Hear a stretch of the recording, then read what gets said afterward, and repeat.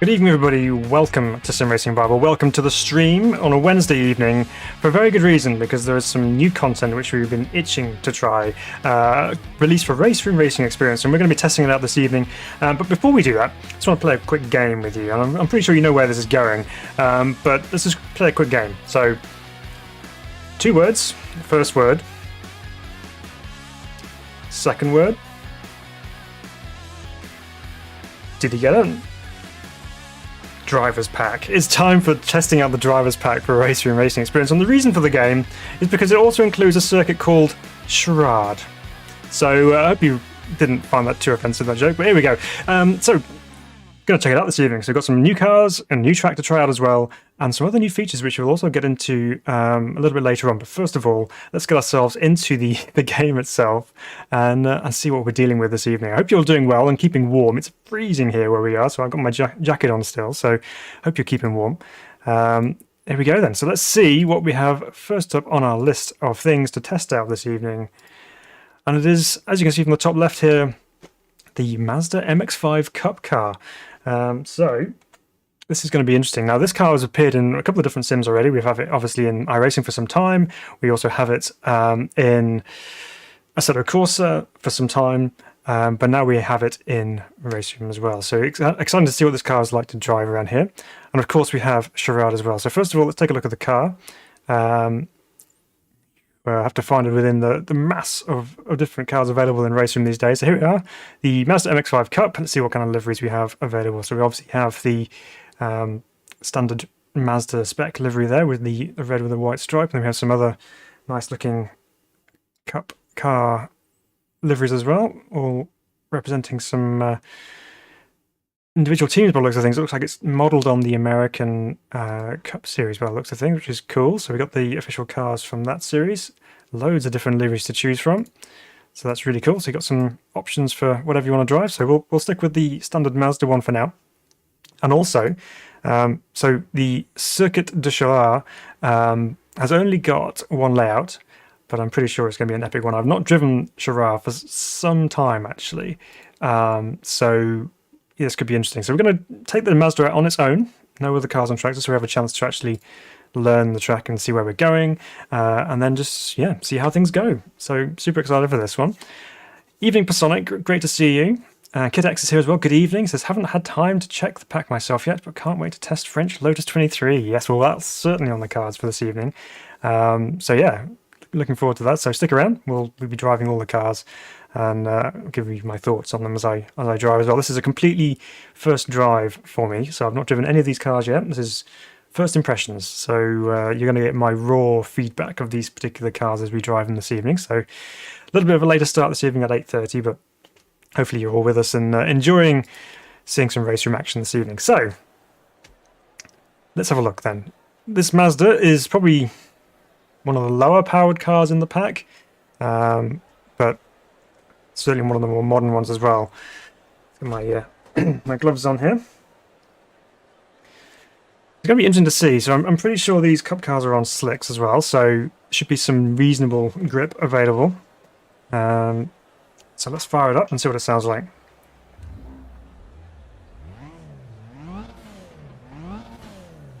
Okay. It's sequential, it's not manual H-box, so that's first lesson learned for the evening. So, out of the pit lane here at Charade. And away we go. RJ Bishop, hi, welcome, good to see you. Welcome along. So here we go down to essentially what is the second corner, I suppose, because you've got the first corner, which is that sweeping left-hander. Then we have quite a tight right-hander. You don't want to go off that direction, that's for sure. So around, down through here. It's quite a tight circuit, actually. It's not particularly wide. And down through a quick chicane here, over the curbs. And work our way up to another left-hander at the top of the hill here. We'll just take it nice and easy to start off with this so I can get a feeling of where I'm going on the circuit, just to remind myself. It's been a little while since I've driven the track, as you can tell. Completely missed that corner. There we go. A couple of twisty chicane sections to start off with, and then it opens up down here for a bit of a straight. Nice view off into the distance as well. You've got the trees on the right hand side. It's a very picturesque circuit, the Charade circuit. Hard on the brakes down into this long right-hand hairpin down the hill. Tricky braking point, that one. And then instantly back around to the left again. Kind of reminds me a little bit of Bilsterberg in a way. Maybe not quite so tight and twisty, but similar kind of feel to it. Nice little flowing section here. Then we got another braking point coming up here. This is first of the 2 hairpins, I believe, so it kind of doubles back on itself, so you can really attack that one because you start going up the hill, and then again here another hairpin going the opposite direction, but again it's an uphill one and a little bit slower than that too. Then we continue to climb the hill. We sweep round to the left and over to the right. It's going to take some memorizing, I think. That's right, then we start plunging back downhill again. And that one always been quite a fun corner. This is the final corner, I believe, which is another hairpin type corner, but it's actually quite a quick corner. It's quite wide there, so you can carry a lot of speed.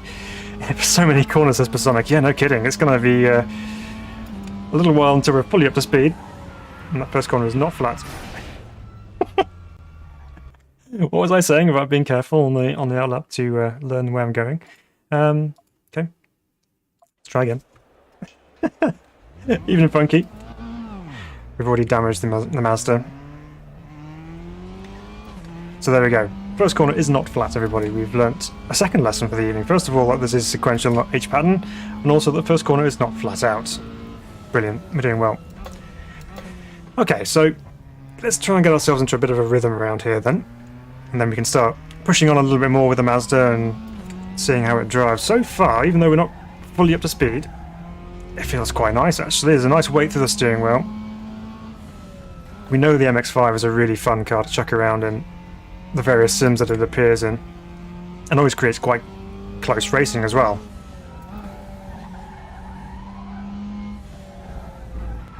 That one tightens up a little bit more, and then off we go. It's quite a nice section, that first section though. It's all very rhythmic and it works quite well. So here we go, 100 board, brake there to be safe. Brake all the way into the apex on that one. Let it run wide on the left. And then it builds speed through the little chicane there. And we have a bit more space to stretch our legs a little bit. But the circuit looks really nice actually, looking at all the details. Of course, it wouldn't be a race room circuit test without doing a proper circuit tour, so we'll be doing that at some point this evening as well after we've tested all the cars, because you've got to appreciate all the details of the circuit. You can't be just constraining yourself to the tarmac areas. You have to go and explore all the other little details that KW Studios have thrown in there. So we'll definitely be doing that later on. Take a good old tour around. Again, that's maybe not quite flat when we're fully up to speed. It's very quick, but not completely flat out. Yeah, that one's fun. It just kind of drops away from you and then catches you on the other side. It's kind of similar to the corner after the corkscrew at Laguna Seca, actually, just the kind of profile of that. Right, so here we go. This is the first corner then, and it's not flat. Little dab of brakes just to get us through there safely. It's pretty close, actually. I mean, it does open up on the exit, but not quite flat. Down to second gear for turn 2. Tyres squealing away. Let's see how quick this chicane is through here. Using as much curb as I can possibly get away with. Oh wow, this thing feels amazing. It's so good. It's alive, it's lively from the rear end, in a good way, not completely uncontrollable. But it's, you know, it's moving around in a nice natural way, and it feels like you can dance it through the corners, which is always going to be fun. Now, of course, this pack is named the Driver's Pack, and for good reason, because Charade is probably one of those drivers' circuits where drivers really love racing here. They did an endurance race, a classic endurance race around Charade. I think it's 6 hours, I believe it was. But the cars themselves are a variety of different drivers' cars. You have obviously this, which is a fairly modern sports car, nicely balanced and really fun to drive.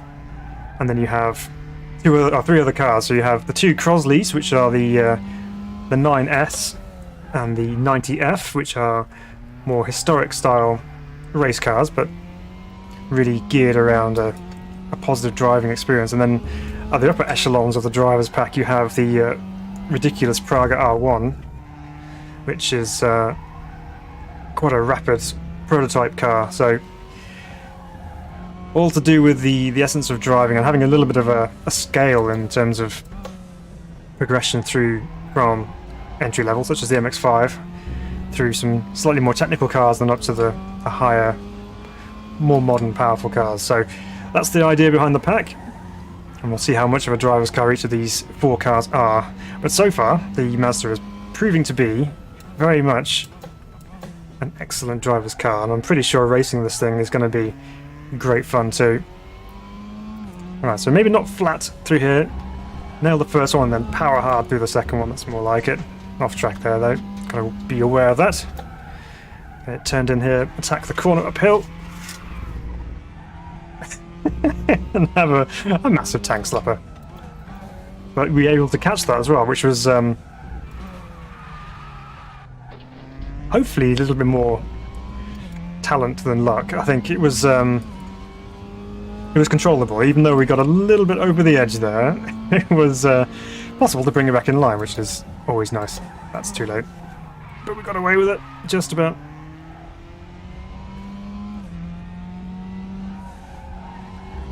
There we go, just a slight lift just to tuck the front nose in, and back on the power again as we climb the hill.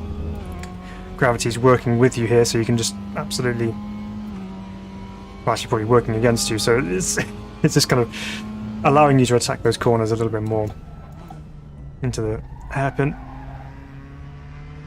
Again, just need to convince myself to go in there a little bit quicker, because you really can carry a lot of speed into that. But it's all about the exit as well. You've got to carry momentum up the hill, because once you scrub speed off, it's very hard to get it back when you're going uphill. So as much as you can possibly take in there, you will carry out the other side.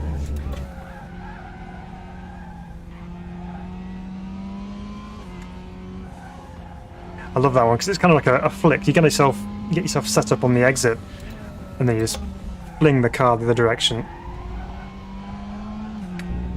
Oh man, this is so good. So RJ Bishop says, looks like a nice track. Haven't seen it before. Again, it's one of the things that the guys at KW Studios do is bring us cars and tracks which are not in every sim, and we get to experience these wonderful tracks which deserve to be driven in a sim racing environment. But at the same time, you know, we don't get the option to do it very often, so it makes it even more of a pleasure when you can actually drive them. And this particular track is really nice.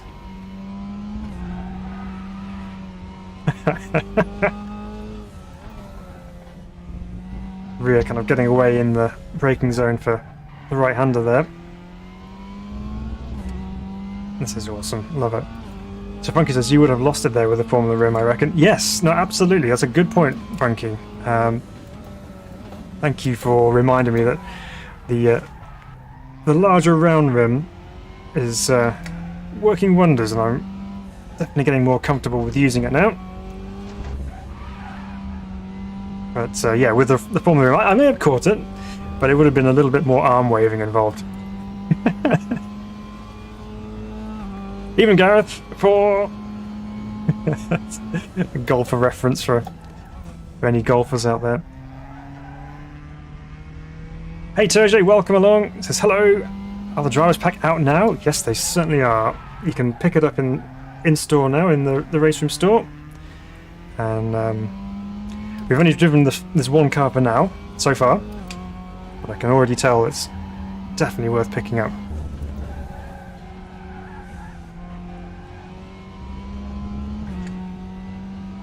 And flick it back, that's better. I actually caught the apex that time, which was nicer. Down to third gear, chuck it in, try and carry a bit more speed through the last corner. Over the curb on the exit. Very nice indeed. Starting to get a bit more of a feel for the Mazda now. Still not flat through turn one. brake even later for turn 2. Yeah, you can probably even brake later than that. Such as the great brakes on this Mazda. Okay, little lift, back on the power. Ooh, too quickly there. Get on the curve on the inside. It does ride the curbs quite nicely, actually. You can get all over those curves, and as long as you're not on the wrong side of the sawtooth side of things, it's quite compliant over the bumps, which is nice. It's just not too stiffly sprung. You can actually throw it in and drive it over those curbs. Again, I'm braking too late for the hairpin. Too early elsewhere and too late for the hairpin. Alright.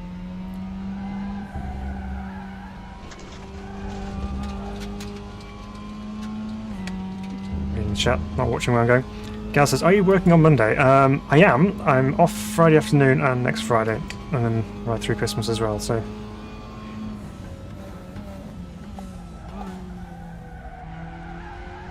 It's a bit better through there. So I'll have to start my rig up then. Yeah, absolutely. Get on it.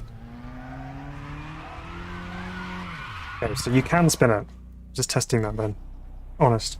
Yeah, so it does feel like there's a lot of grip on the car, and obviously you've seen me go sideways a couple of times.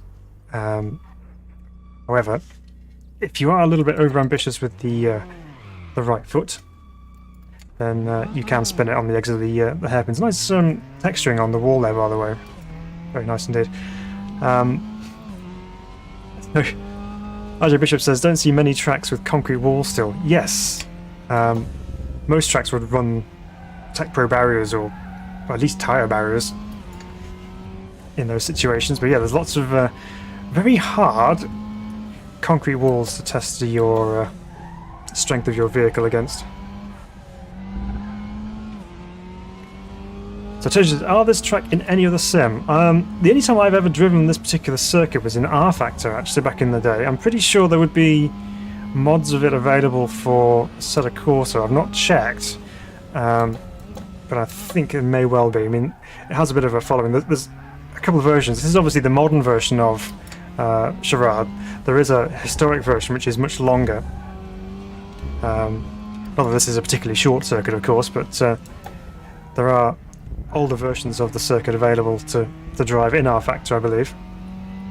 But other than that, there's not really many sims which have this particular track available, so it makes the RaceRoom version even more special. And I think you can probably agree. I mean, looking at the track and the way it's textured and all the details, it looks very, very nice indeed. So, and I've done it again. I've gone in too deep, thinking the 100 board is the breaking point, and it really isn't. Like I said earlier on, if you're downhill braking point, hard to get the car slowed down. Gotta take my own advice there. Never mind. RJ Bishop donut test, yeah. I'm not quite sure how well the MX-5 will do donuts. There might have to be some grass involved to help start things off.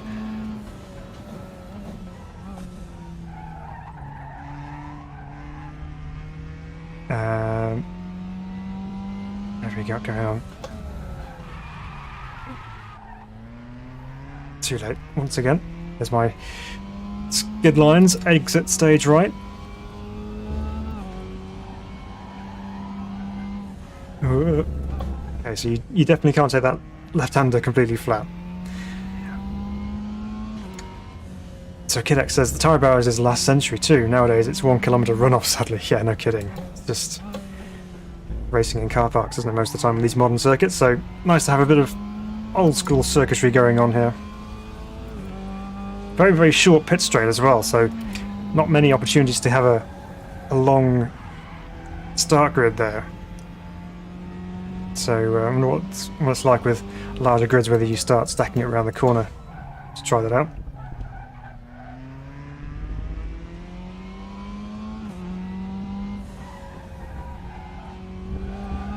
So fun. The MX-5 is a really good starter learning car, I think. It's obviously rear-wheel drive, and it helps you to kind of learn, I suppose, car control and just balance of car and throttle and all your inputs to make sure you're driving smoothly. So it's a really nice learner car for looking to drive a race car. So probably the ideal way to start out the driver's pack is with something like this.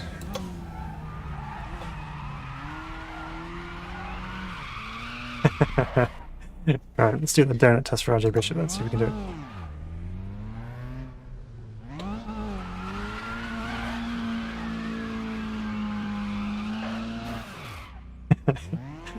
Needed some uphill assistance.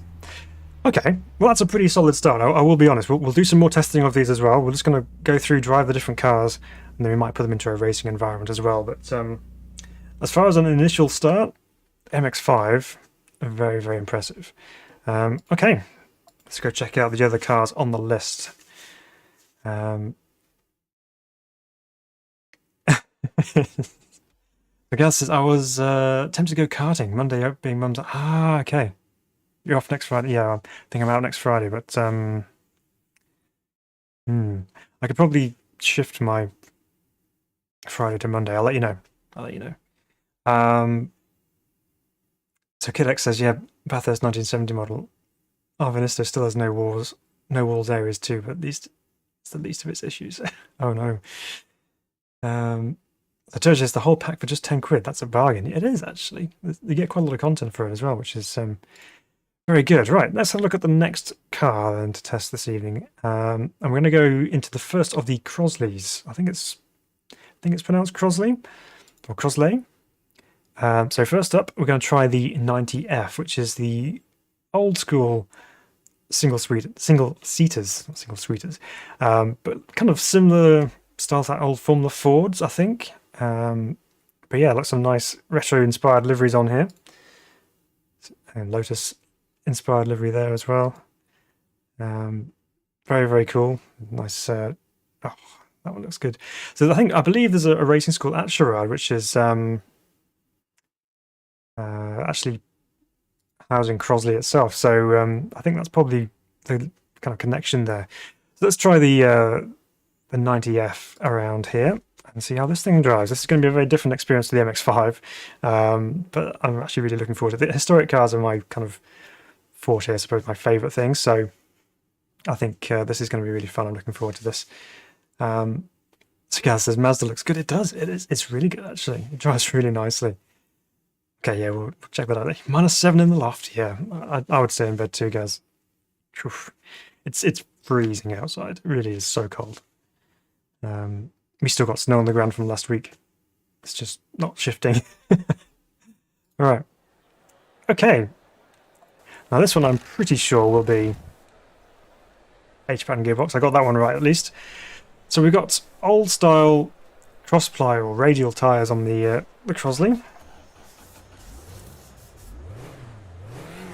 So let's see what this is like. Up and away we go. Very tight, compact cockpit here, not much to it. Very, very basic chassis design. And we have a nice view of the rotating disc brakes on the front there. And all the suspension moving around as well, so that should be pretty fun to watch as we go around the undulations of Charade here. So, let's see what this is like. Again, just build ourselves up ever so slowly. Not go too mad too soon. Some nice gearbox noises going on from underneath the underneath the rear of the car. Gearbox is actually quite long, so we're running around in a second here, and it's running quite quite low revs. So let's see if. Okay, we're up to speed now. Oops, I'm gonna have a lock up onto the inside wheel there. Steering is quite light actually compared to the Mazda, where you have quite a bit of force feedback and it's quite heavy. The Crosley is quite it's quite light actually. You don't really feel too much. I might have to try and turn that up a little bit, but there's not really much to it, so I suppose you wouldn't feel an awful lot through the wheel in terms of weight.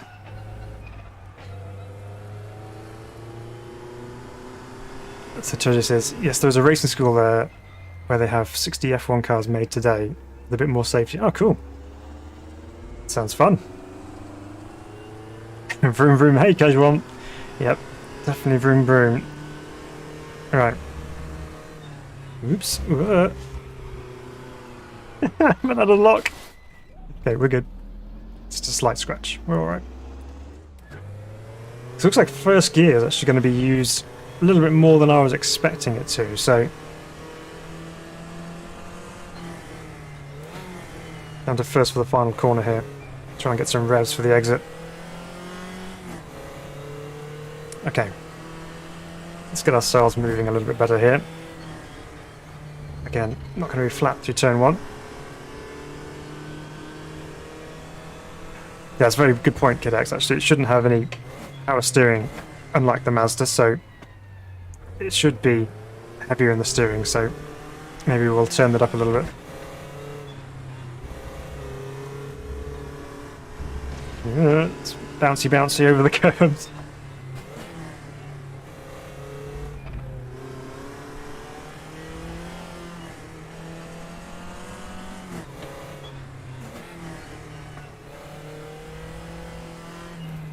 Okay, let's try and get a feel for this thing.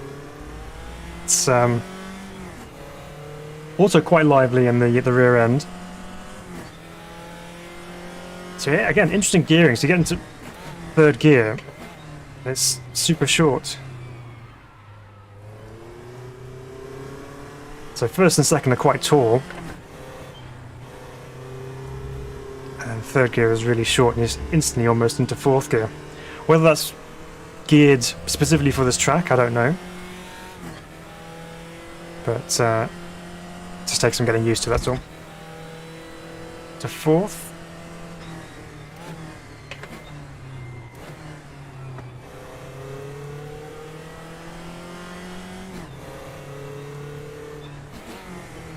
And get it slowed a little bit earlier for the right-hander there. It's better. She found the apex that time.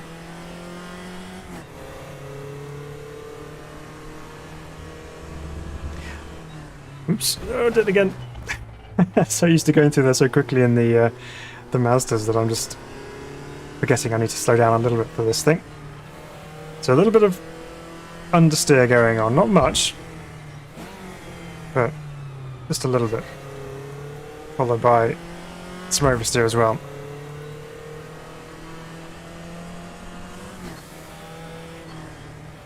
Ooh, come off the throttle and the back end starts to come alive a little bit, so we've got to watch out for that. Let's get on the brakes near the 50 marker. Okay, maybe a bit earlier than that.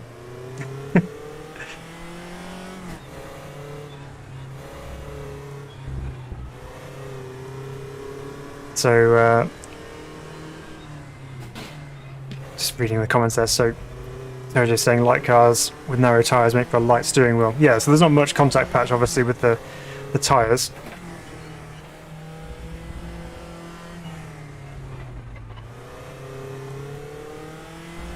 You have to put a little bit of effort in with the wheel on this thing as well. It's quite lively, so you've got to be balancing it every now and again just to ensure you're doing everything you need to do to keep it going in the right direction.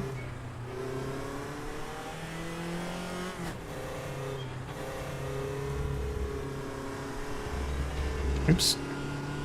Bit of lawn mowing there. All good.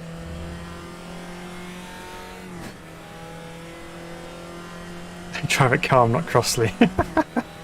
Yeah, maybe I should smooth things out a little bit.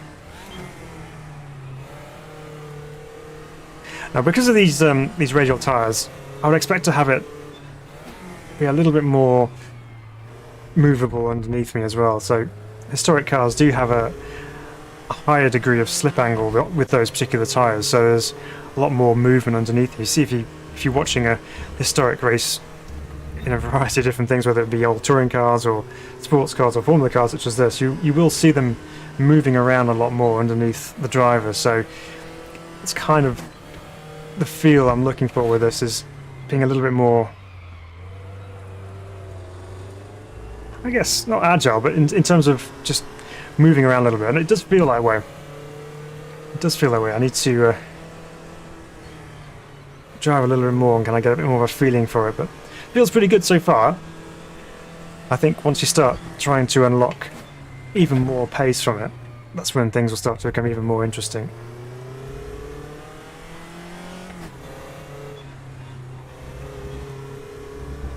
Again, it's quite good on the curbs. It's quite soft actually, so it takes the curbs no problem.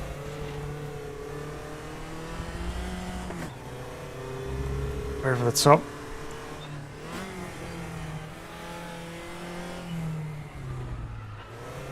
Oops, it's too far. There we go. First spin in the Crosley. We stalled it, of course. There we go. Right, so didn't quite catch what some of you guys were saying there. The conversation's kind of disappeared as I was trying to manhandle this thing around, but yeah, it's driving well. I'm quite enjoying this in terms of car content.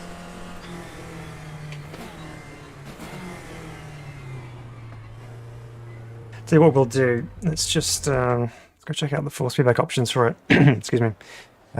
So we should be able to. It's already on ×2 for the force multiplier. Let's put that up to. Let's put ×2.5, and just see what that's like to drive. A bit of oscillation in the middle of the steering there. So Dr. Frederick, welcome along. It says, can confirm MX-5 racing is great in R3 as well. Yes, so we're going to be testing that out, no problem. Oops. Turned it off, let's turn it back on again. Hey Jack, welcome. So these types of tyres are faster when you get them sliding. They cannot handle being driven like a modern car. Exactly, that's what I'm looking to try and do. Looking to feel some movement underneath me so I can slide them around. Casual says, what engine does a set of Corsa use? Give us their own developed engine, I think. Okay, that's a little bit more weight in the steering, which is good.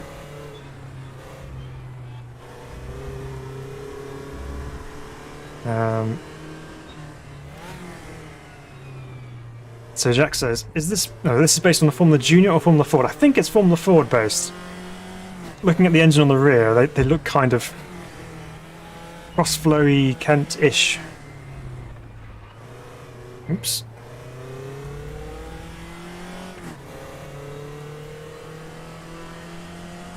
So Casual says, I wish Race 07 had another game. Yeah, that series of games were very good, weren't they?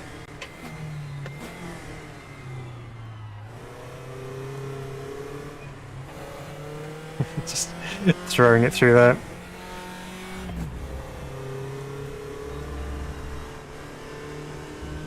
Definitely a little bit of understeer going on here, but that's okay. We'll drive through it. So Casual says, remember when GTR 3 trailer, then they deleted it? Yeah, well there's GTR revival coming at some point. Led to believe Ian Bell's working with a lot of original creators from the GTR 2 days, so there will be another GTR game in the works potentially. There was some imagery or video footage of some puddles the other day as well, which was very early early footage apparently.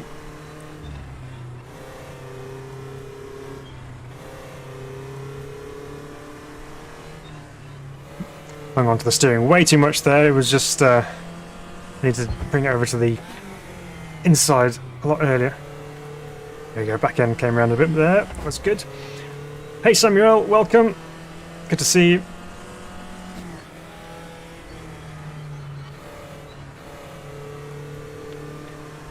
A bit of a lift mid-corner. Alright, 75 metres. Braking point for this one. Fighting a little bit on the exit.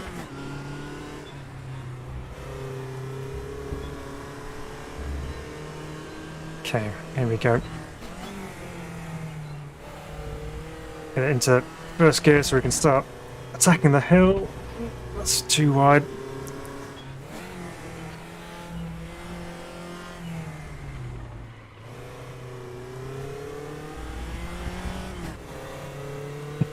Just about held onto it. So Casual has a question. Which sim game should be remastered? Ooh, lock up. Hold it. Managed to do that. It's good. It's a good question, that Casual. There's a lot of very real candidates for that treatment to be remastered and modernised. Sergey's put Richard Burns Rally on there. Yeah, I think that's definitely... There's definitely due an overhaul and a modern day, proper hardcore rallying game. I'm with Kid X on that one as well, actually. I'll go GT Legends. Definitely.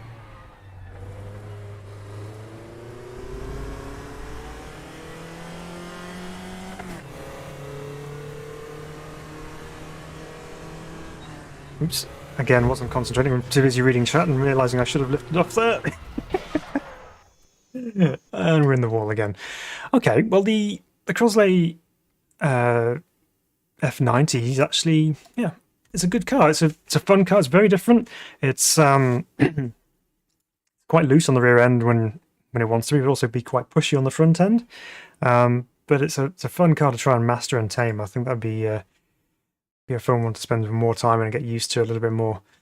Next, staying with Crosley, we're going to go into the 9S, which is the sports car version. And this is quite a nice looking shape. It's very 60s-esque. It's very smooth. It has the bobtail on the back end, so it's cut off behind the rear wheel arch there. So you have a excuse me, you have a flat rear end, kind of similar to a Cobra Monaco or a Cooper Monaco, sorry, or like a Cobra Daytona Coupe, that sort of thing. And so what kind of liveries have we got going on here? Got a couple of pages, some nice, again, retro-inspired liveries on there. I'm going to go with this black one with the yellow noseband and stripe, and we'll give this a try. I've not checked to see what engine's in this, actually. I should probably have checked that out beforehand, but we'll see. So people wanting F1 Challenge 1902, yeah, or GTR2. Toka, yeah, that's another one overdue, isn't it? We've got the BTCC cars in RF2, but a proper Toka game would be good, wouldn't it? I believe there should be something coming. GP Legends looks really cool when I watch videos. It's still going as well, GP Legends. It's, yeah, it's still got an active community as well. Rally Trophy, that's not one I actually managed to try. I always wanted to, but I could never had the opportunity to try it, so that'd be one to go with.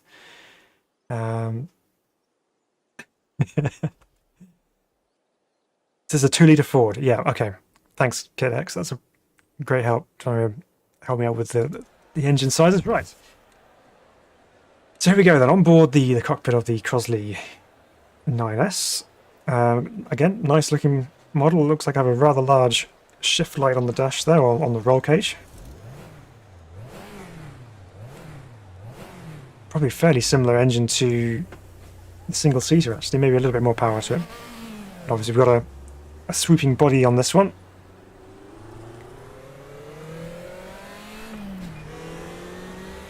Okay, this one's definitely quicker.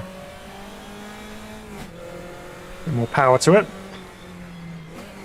Again, let's build ourselves up slowly. Turned in there nicely.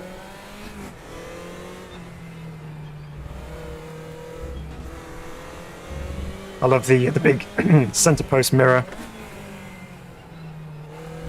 It's very cool. Gives a nice view of what's coming, or what you've just overtaken, or what's behind you.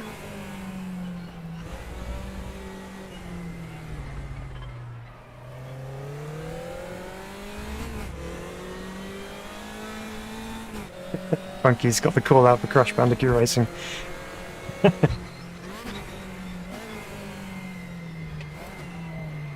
Again, not taking my own advice and not braking early for the hairpin. One day I'll get it. Ooh, okay, this thing's feisty.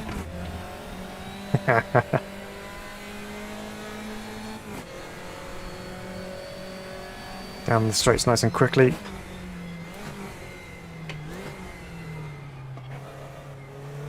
Gonna have to brake a little bit earlier.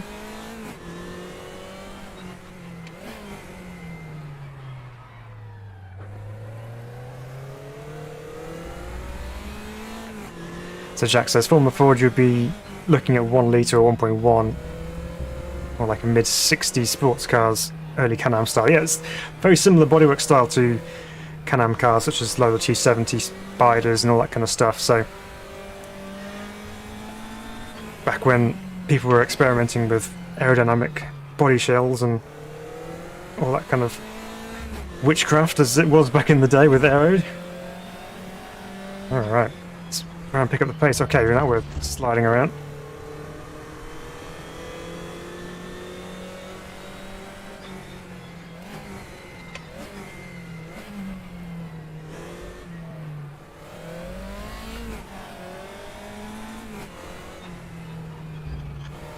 Dancing on the pedals, sometimes right foot, sometimes left foot braking.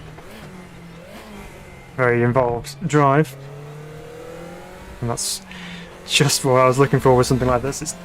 I'm not expecting it to be completely on rails. It should be involving a little bit of manhandling, maybe not quite that much, but it should be a degree of movement around, which is I'm looking for with this particular kind of car, and it's certainly delivering so far.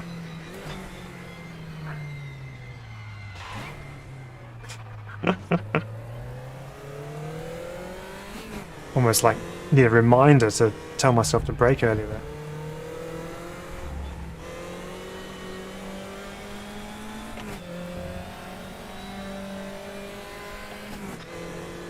So Tertius says, my smart roadster got hit by my neighbour when it was parked a few weeks back. New parts have ETA in April. Oh no!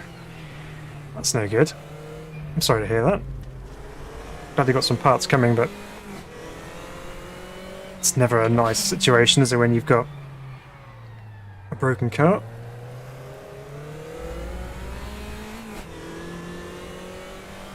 So Kidex says, it looks more like 60 Sports 2000 than Can-Am. Yeah, Can-Am cars are a bit more brute, and obviously they had the enormous V8 engines and things in them. But yeah, Sports 2000, that kind of era.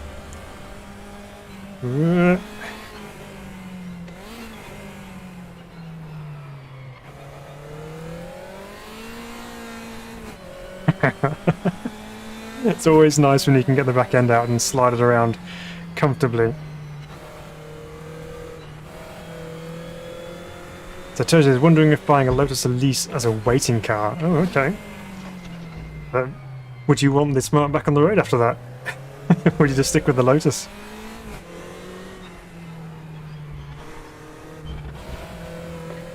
Oops. Kind of overcompensated for hitting the curb there, thinking that I might need to steer into it a bit more, but didn't. Oh no!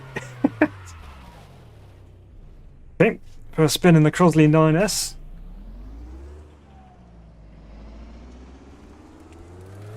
This is why you start off in the MX-5, because you're supposed to build yourself up to this kind of thing.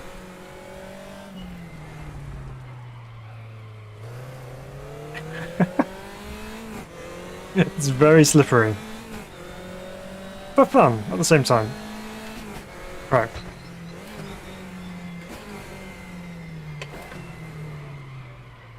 Better, but not quite early enough. I think the temptation of that particular corner is you kind of wait till things straighten up before you get on the brakes, whereas you actually need to start braking before the road sweeps to the left. So I think that's what's causing the confusion in my brain, is normally something like that you would just kind of naturally try and extend the braking point into the next available straight bit of road, I suppose, and then if that's too far down the road, then you end up in all sorts of trouble.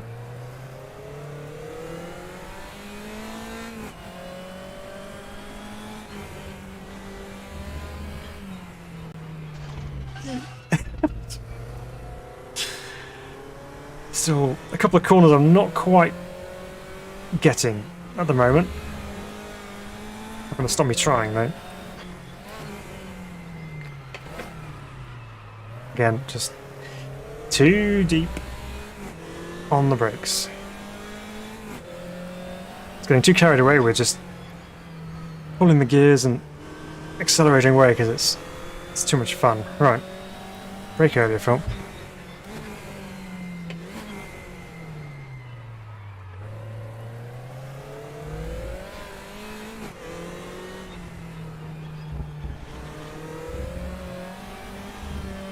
That's nice, do that.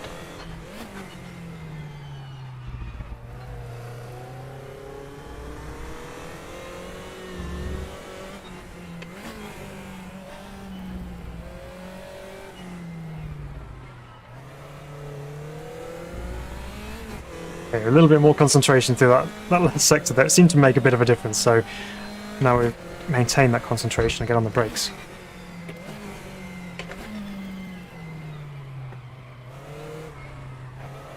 Hooray! Boo! Oh, we did one thing right. We just didn't do the next bit right. Well, this is actually quite a fun little challenge. So it's got enough grip to go through the corners reasonably quickly, but also not enough grip that you actually have to drive it quite hard. You have to be quite delicate with it and just feel the car underneath you. It's a good challenge. Kazran, you did a Hammond. Yeah. Well, there's been far too many Hammonds in this particular live stream already. Need to cut them out. No jet cars involved this time, thankfully. So Terje says, well, of course not sell any of them. Small cars make for space for more cars in the garage. Okay, yep, fair enough. Just keep them all, Terje.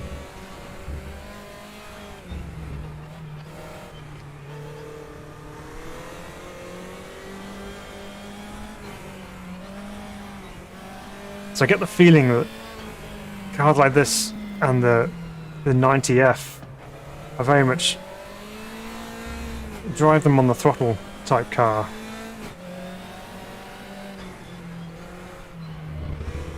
Oh, that's nice, it's backing into turn one.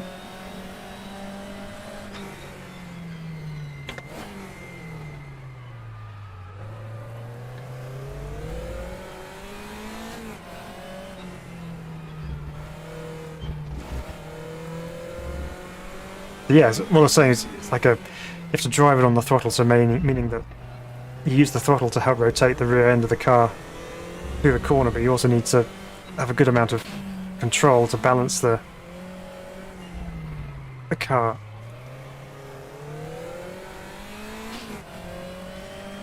Something I obviously need a little bit of work on, but we'll get there.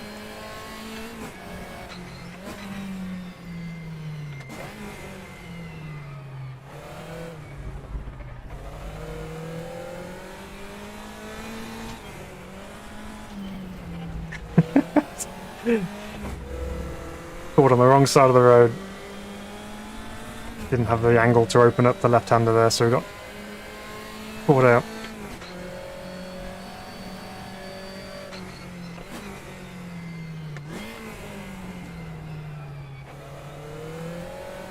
But this is fun. It's a fun little car. It happens quite tricky, really.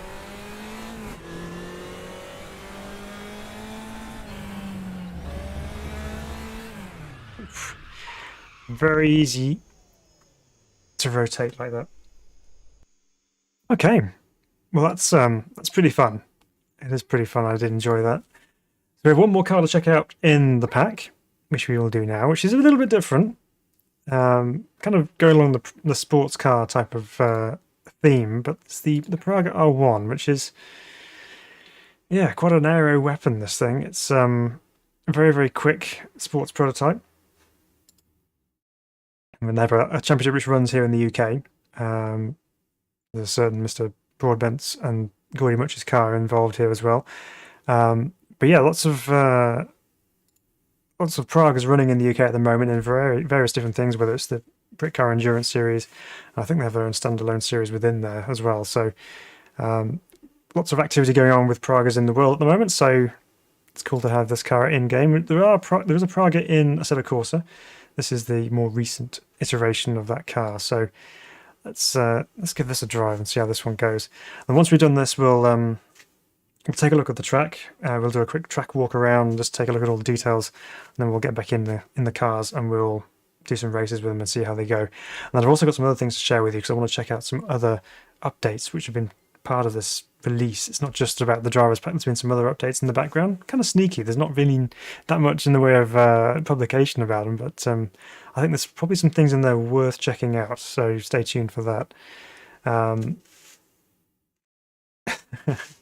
RJ Bishop says, mirror looks like a selfie stick. It does a little bit, doesn't it? Very big selfie stick, big wide angle. So Kidex reckons that 9S would shine at Brands Hatch or Sachsenring. Yeah, definitely. I think so. That'd be quite fun around there. Right, so here we go then. Obviously this is going to be sequential gearbox. We have an AIM Solo 2 lap timer on the dash there. Cosworth steering wheel. So let's fire up the Praga. Ooh, that's cool. You put the ignition on, you get the button box on the top of the roof light up. And you fire it up. Okay, let's see what this thing's like. So expecting this to be significantly more grippy than what we've driven so far. Maybe with the MX-5 in terms of its grip levels, in terms of tyre grip. But this thing should have aero advantage over all of them. So let's see.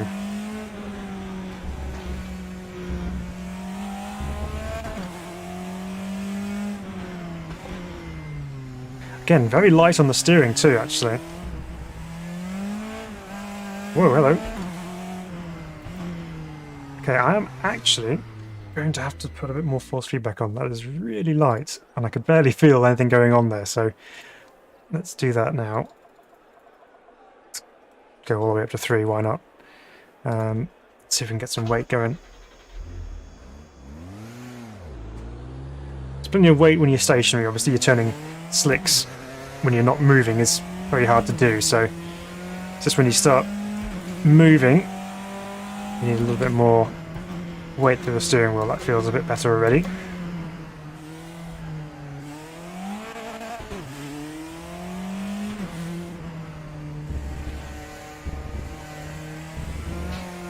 Okay, over the curbs.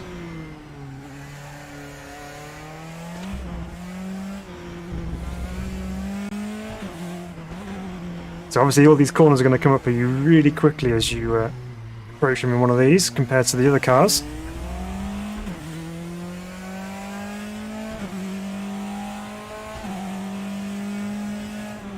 So this should have brakes sufficient to be able to brake at the 100 board, which it does.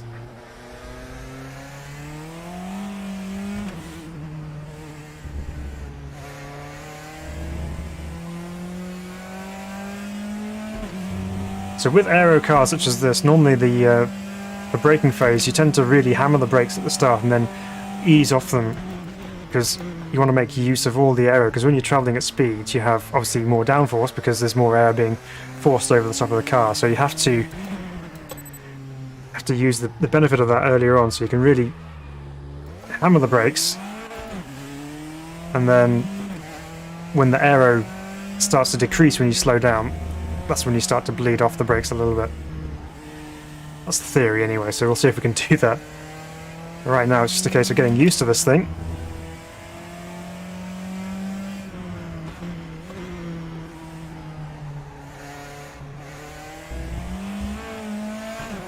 Tell you what, when the power kicks in, you get an enormous kick in the rear end. Until then, there's not very much. It's almost like it comes in one large lump. Very tight into this second corner there. Probably first gear, actually.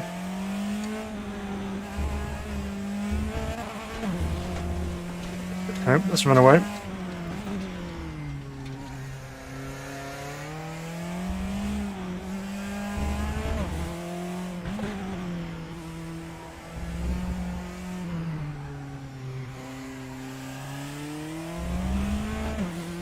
Maybe we're getting a bit more warmth in the tyres because the rear end seems a little bit more in check through the slower stuff. I think on the outlap there was quite a lot of slipping and sliding coming around from the rear, so it could just be cold tyres.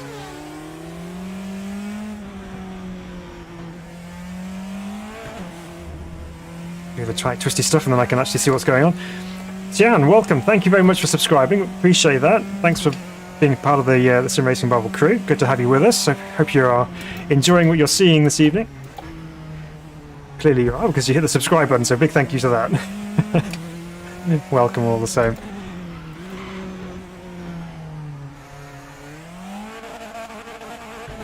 Okay. I thought I was saying clutch kick then, but no, clutch slip, but I was just literally on the rev limiter.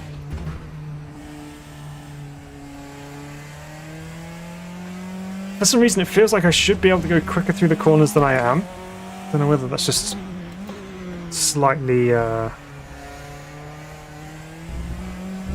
it's like a visual effect maybe, but I don't know. I feel the load through the fast one there, that fast left-hander, you feel the steering wheel load up.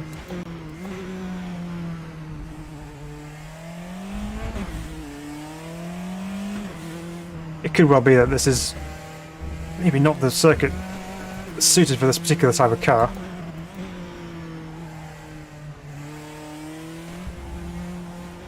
Might be something more of a fast-flowing circuit, like say Donington or Spa or something like that, rather than the stop-starty type corners we get in some of the sections on this particular circuit. But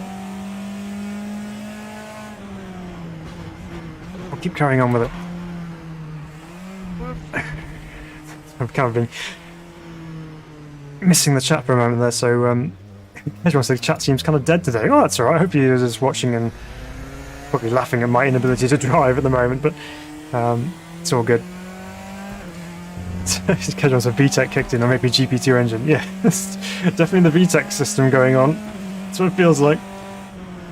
Oh, thanks for joining us, Toji. Thanks for being here. Have a good evening.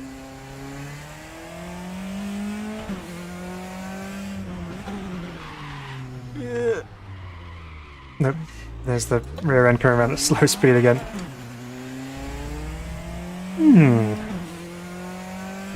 There's probably something I'm just not getting with this car. That's all I can put it down to.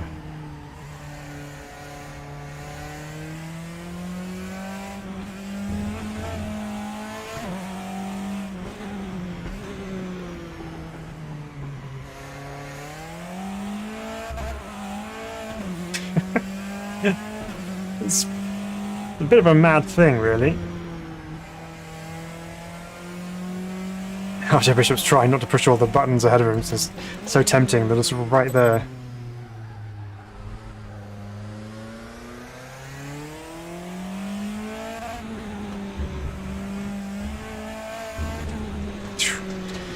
Okay. Need a bit of a reset here. Something's not right. It's probably me, but something's not right. So I just need a quick reset. Trying to go too fast too quickly, I think, possibly. So Theodore, welcome Theodore. It says, always feel like R3's new content gets much better after its first hotfix. Yeah, I don't know. I don't know if there's anything in the schedule for a fix on the new content, but the MX5 certainly doesn't need touching. I think that's outstanding. The Crosleys are fun as well. They're just very different to most other stuff you find in RaceRoom. The Praga though, I don't know. I need to do a bit more work in this, I think, just to get handle on it. Yeah, RJ, absolutely. It's like an odd balance. Yeah, it is. It's kind of strange.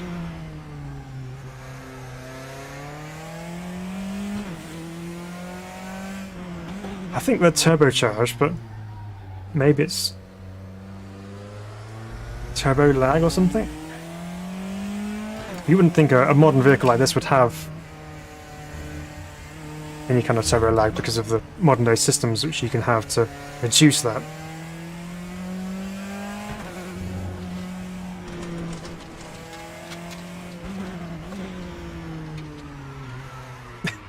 It's gone again, right.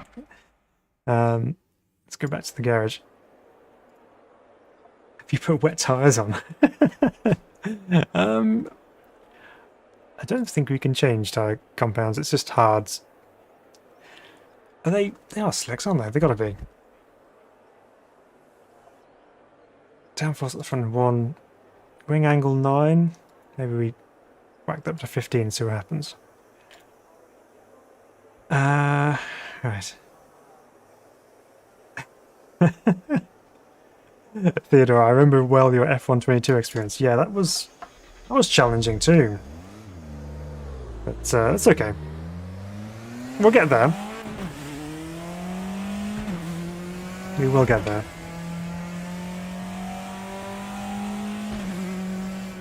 So we have some more aero on now. We also need some warm tyres.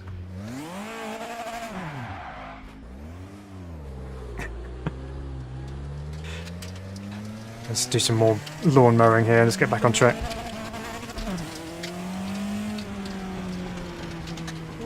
Now we have even less grip. We have vibrations to the steering wheel and no grip with dirty tyres.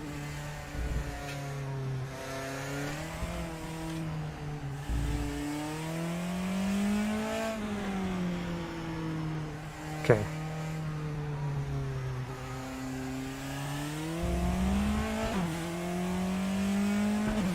And get some heat into these slicks.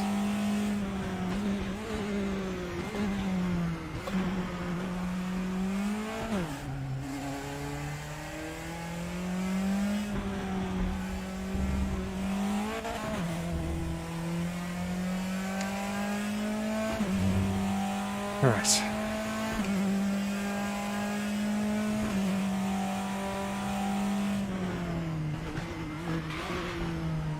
Too late.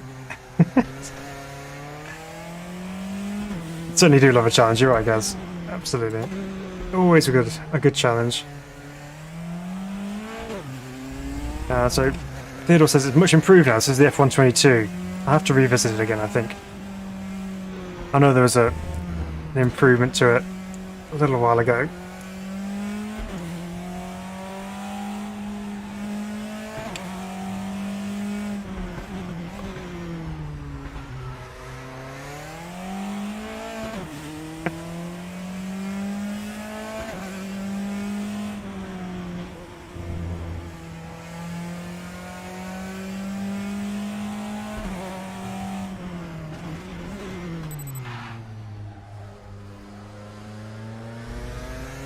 You can always blame Jimmy for giving bad data or feedback. I know he's been involved in it, I think, hasn't he? He's been involved in the development of the car on RaceRoom.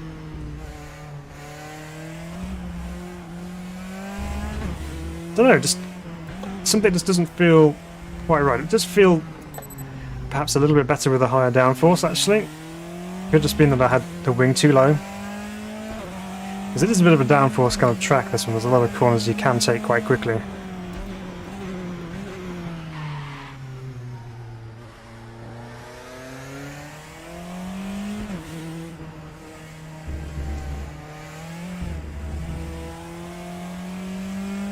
As you can tell, things are starting to improve, which normally means I'll probably mess up the next corner and really ruin that altogether, but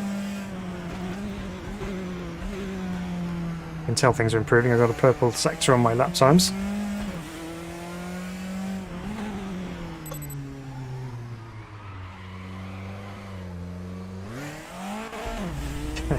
Yeah, that hairpin doesn't suit the car very well, does it? Yeah, is it? Maybe it's the track that's a bad fit? Well, I don't know. I mean, you should be able to drive pretty much any car anywhere. But it was improved with some more rear wing, I would say. So while we're here, let's take a tour of the circuit, shall we? So we'll get the car back into pit lane, and let's go take a tour. I'll take my gloves off so I can use the keyboard better. Right, here we go. It's over there. Here we go then. Right, so Charade. Let's first of all, let's get away from the pit lane here. Let's go and have a look in the paddocks What have we got over this way? To the back of the garages. It's on quite a heady section here, so you've got the paddocks a little bit lower down. So you have back of the garages, and then you have these steps, I assume. These stanchions there would actually be steps down? No? Okay, it isn't. It's just some kind of supporting structure by the looks of things. Interesting. We have a track map here, look, which is pretty cool. So I'm just looking at that now. So that's the old layout, isn't it? That's not the current layout. So that's so if you're looking at the historic Charade circuit, that's what you would have seen. So it kind of cuts itself off a little bit earlier than that. So yeah, okay. Let's carry on, see what else we can find. Sort of vehicles around. This looks like we have a race control building up here, or Entrée Module Sportif, which is presumably race control. Nice kind of control tower on the inside of the final corner here. They've got a good view of everyone. Let's get ourselves up here, shall we? Let's get ourselves where they would see. Good to see they got sky up here as well. It's important. So yeah, nice view for the inside of the final corner. You can get to see them coming around the top part of the hillside there. You can probably just about see them into the distance there as well. Let's wander around this way, see how much of the front straight you can see. Yeah, amazing countryside. It's just built right into the hillsides here. It's pretty impressive. Okay, let's take a look over this way, see what else we can find. So come down this access road again. All the paddock space down here. Is this one of the entrance to the circuit on the outside? There we go. It's the tunnel under the run to the final corner. All the trucks come in. Let's see what else we can see on the inside here. Lots of more paddock space down here. Some motorhomes, awnings, etc. It's down this way. We've got a secret path. Where does this go?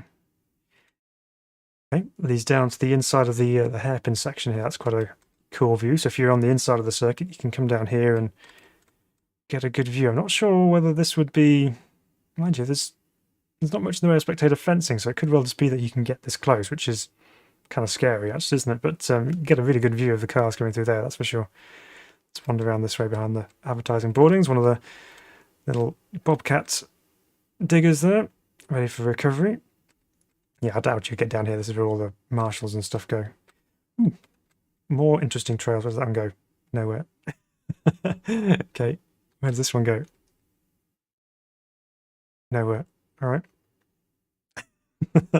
You're on your own when you reach the end of those paths. That's it. You've got to find your own way. Where does this one go? Wander up this way. And again, that one disappears off into the woods as well. Cool. Well, it's some nice spectator banking on the inside here. Actually, you get a good view coming down there. Let's see where this access road leads to. Running around the outside of the circuit. Got a lonely marshal here. There he is. Doing a great job there. Well done. Keep up the good work. Right. Let's carry on. What's up here, by the way? Is this just all trees? Looks like it. There's something hidden in here, I wonder. That's the question. Looks like a really nice place for a golf course, actually, doesn't it? What else can we find? Anything else hidden around up here? No, it is purely just rolling hillside and trees. Oh, and a digger. There we go.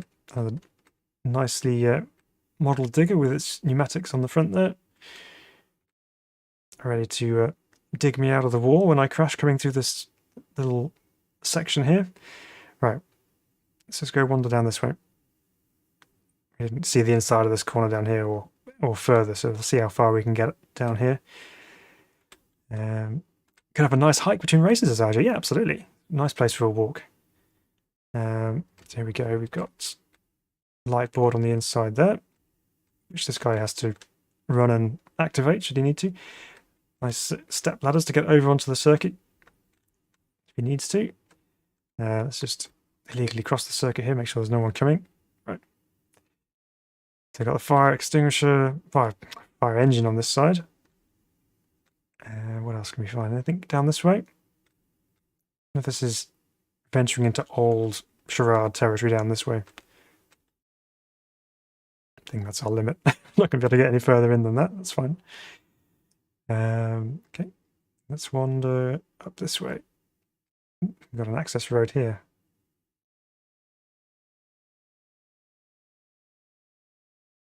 Where does this go off to? Again, you know, this may not be the most amazing content that you'll see this evening, but it's always good to appreciate the efforts that the developers go into to create these tracks for us, even though we'll most likely never ever see these parts of the circuit. But it's good sometimes just to have a good look around and just kind of see what we're dealing with. Rolling fields all the way up there with the power lines over the top. Again, quite a popular spectator spot here. Actually, you can see them coming up into this section quite nicely. No, Marty, no problem. Oh, thanks, Theodore. Appreciate the 4.99. I really appreciate that. No, Marty, no problem. Yeah, I wonder where Marty is. He's obviously been caught out by our midweek stream today. No one was expecting that. Right, where else does this lead us off to? You can just about see that. Oh, look at that. You can see the circuit stretching out over in the distance there. That's pretty cool. Okay. Where else can we go? Got like a control radio mast up on the hill up there. What's this? The road just ends. Oh, that's turn 2, isn't it? So what have we got up here? Paddocks, pole, operational, module, sportif, and stands. So we got. What's this up here?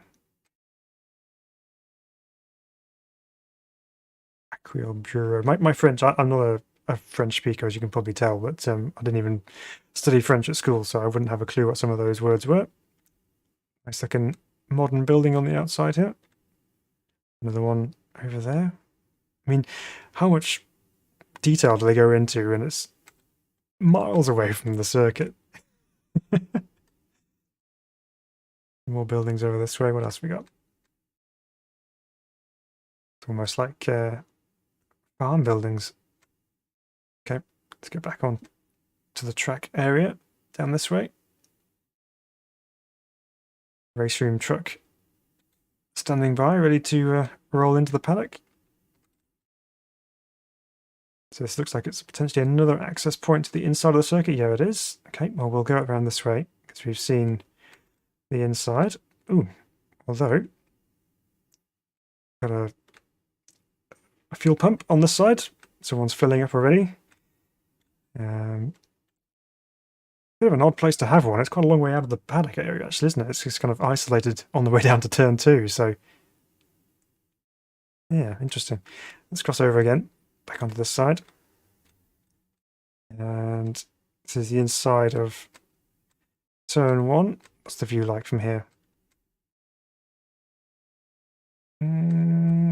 You'll see them flashing through there pretty quick, but you wouldn't see them for very long. They'll be gone. But you can see over to the hairpins, actually, which is quite cool. You can see a reasonable amount of circuit potentially from here.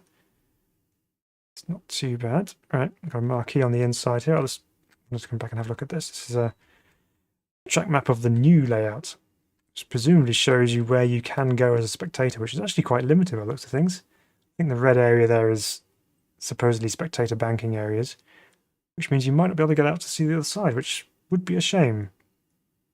It would be a shame. Okay, let's go this way. What else can we find? More spectator viewing areas, and what I can only describe as... I don't know, is that supposed to be a toilet or is it a pop-up shop? It might be a pop-up shop without the shutters up. I hope it wasn't a toilet, because if you were desperate, you would have real trouble trying to get in there. Right. Nice texturing detail on the wall here. Looks like it could do with a replastering. Let's get into the stands here and see what we can see from here. It's a very small little grandstand. It's not a huge scale circuit, so it hasn't got the infrastructure as you can get at some of the other more modern Grand Prix circuits. We have a good view over towards the pit lane there and all the activity and the final corner and across the way there as well. So not too bad of a view from there. Let's go around this way, see what else we can see. Sonic says, not a place for me, no bars or burger vans. Yeah, there's no catering at all. So if you're hungry, you've got to bring your own picnic, sorry. Okay. Anything up here we can spy out. Nope, just more green grassland. So the view to the final corner, this is probably a good viewing spot here, actually. You can get a nice view into the final corner. And then presumably this is where the spectator access ends, because you have some barriers there to stop you from squeezing through like this and going down this way. Because that would be disastrous. Okay, well I think there's a few more things I wanted to check out over this way to see if we can actually get to them. I know there's a building up here or two. What's this? Ooh. What's all this? Looks like some kind of holiday accommodation. Not one for viewing the circuit from, obviously, because you can't really see much other than some trees. But as we got some more civilian type buildings up here. Again, it's very isn't it? There's a serious lack of windows and doors going on. This is pretty cool though. Nice little tower on the top of this hill here. What's the view like from at the top of there?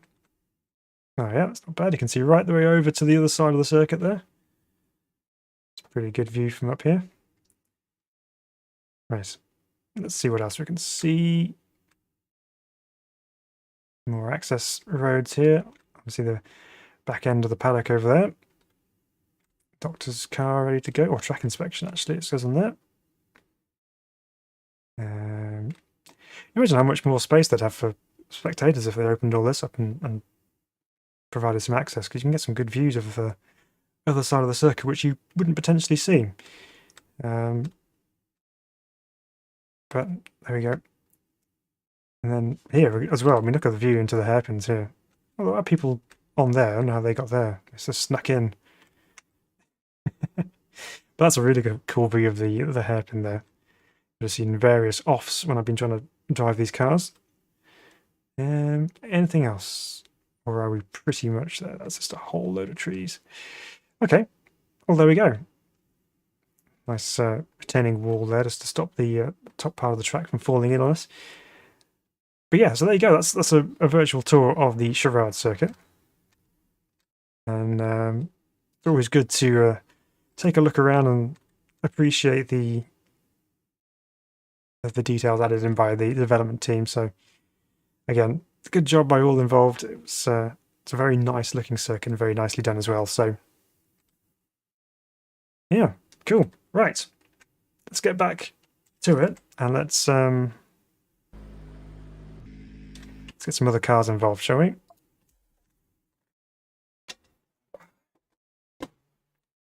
What we might do is we might just do a race in the Mazda, because there's a couple of other things I want to kind of touch on as well. So let's do that. Oops, I'm on practice, do we? Do a single event, and no, we don't want the trucks. We want the Mazda. Where's it gone? There it is. And this time we will take... what car should we go with? So many choices. No,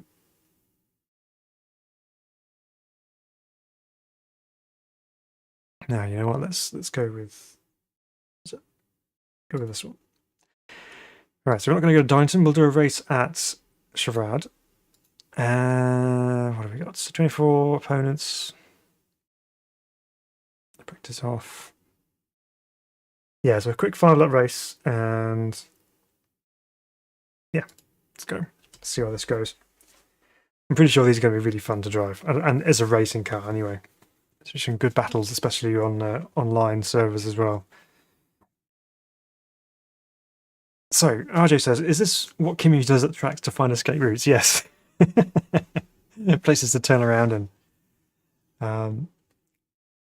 So, SB, welcome SB. It says, hello, loving the guided hike. Will you hear the car going around on replay mode? I saw that they changed the audio in certain replay modes. Yeah, well, we didn't actually have the car, we had it static in the garage, but probably could have had the replay mode going and you would have seen cars going around. We've done that before where we've had a track day going on in the background, but yeah, it's fun. We do that anyway. We've got to take a virtual guide of the circuit when we do new track reviews for RaceRoom. Okay, so where are we? We're 19th on the grid in a full field of Mazdas. For a rolling start here at Charade. Of course it's rolling start, we haven't set it to standing. Let's see if this actually works better than the rolling starts with the trucks, which were a bit disastrous. But we'll see how we go.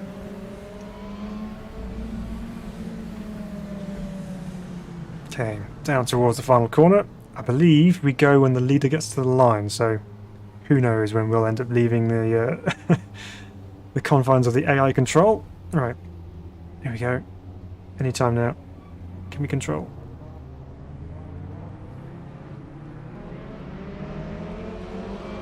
Can I go now? My charge? No, I'm not in charge yet. Rolling starts don't work in RaceRoom at the moment, by the looks of things. We've already lost heaps of ground to the guys ahead. But let's see if we can catch up again.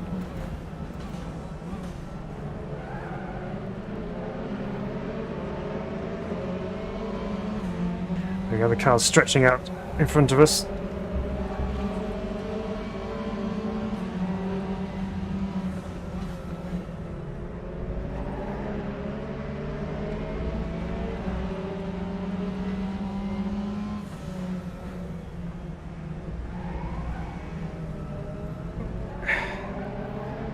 Nice and orderly through the first part of the lap so far. No major dramas.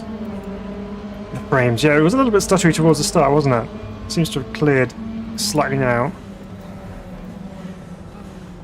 But it's not too bad for you guys. It's pretty smooth for me, so it usually means it's okay. Go side by side, the guys ahead. How's this going to end up?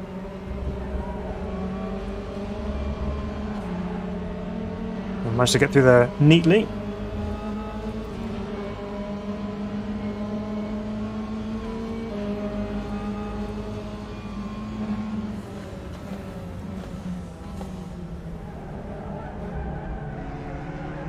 Is it very jerky for you guys? That's weird. Normally it's the other way around for me.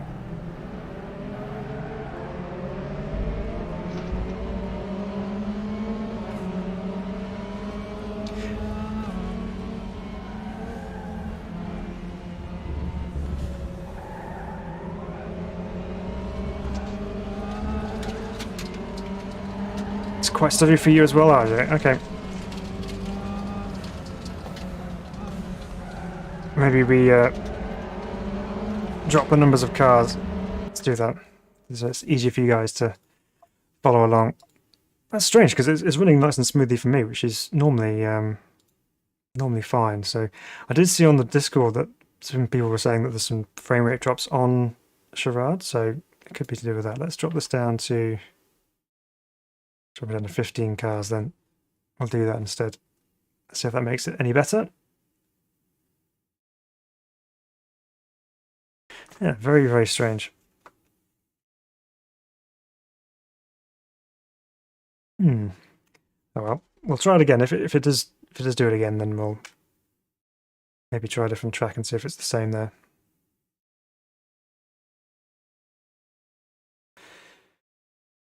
The AI seemed pretty strong as well, so I was trying to keep up with them a little bit there, but they were perhaps a little bit quicker. Let's see if we can keep up with them this time. Oh, we've still got on rolling starts, haven't we? Kind of just reload in there and just change that to a standing start.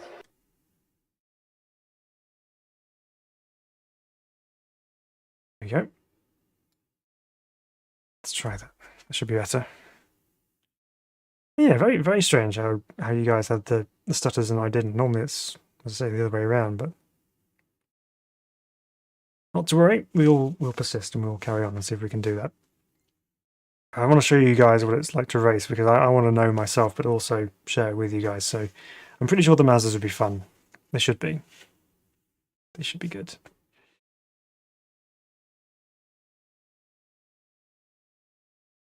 But yeah, we've taken a good chunk of AI out, which should hopefully help with performance. Okay, well, lucky us, we're starting in pole, or second place on the grid. Okay, let's see what happens this time.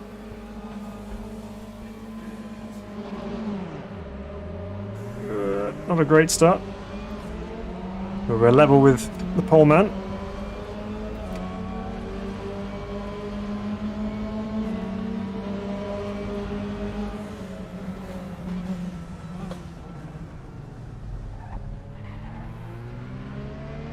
Hopefully that's better for you guys. Let me know if it is.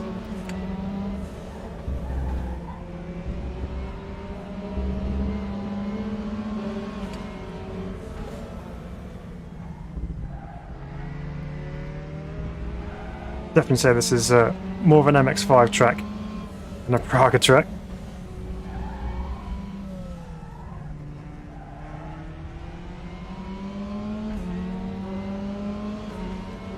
And the AI are quite good on the old race room. Look at him defending into the hairpin down here.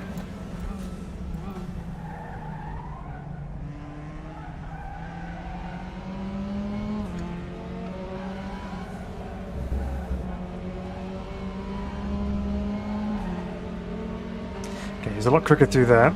But we were all over him in the first complex of corners, so let's see if we can reel him back in elsewhere.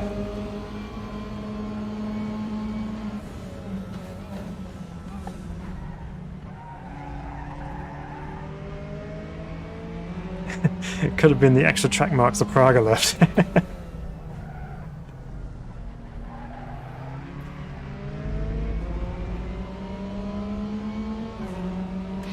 Okay, we are sticking with him, which is good.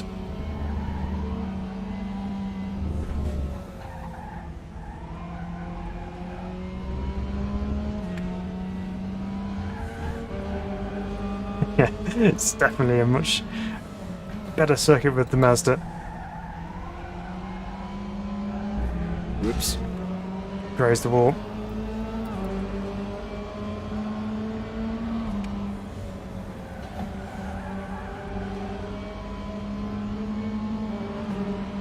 Have to defend the inside here. We've got guy in third going for a move down the outside.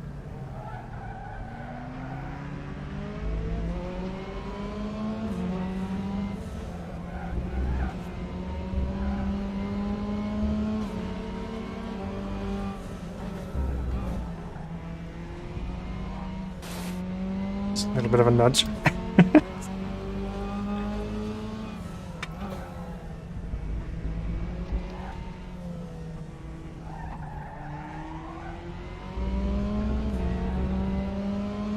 So it's better now. Okay, that's good. There's a little bit it's watchable. Yeah, it could be the track.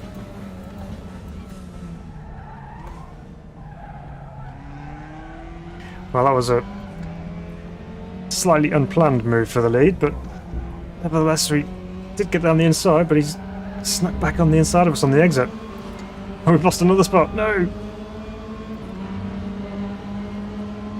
Yeah, absolutely. You're right, Ajay. That the Mazda models are really nice. They look really well done. Oh, we lost another spot. No. Right, keep on the inside.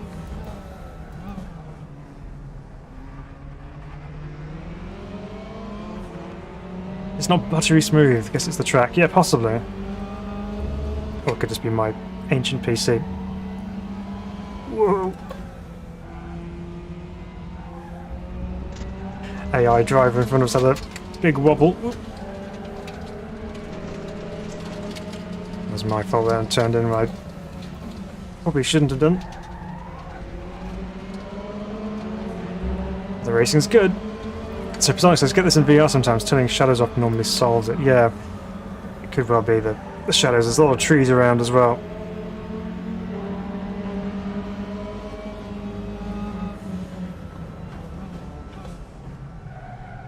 Moves on for the lead. They're going side by side, forcing each other off the track. Super aggressive from the AI, which is good. Oop. I don't think that was my doing there. I think I got pushed from the right and then settled everything. Getting physical in the Mazdas.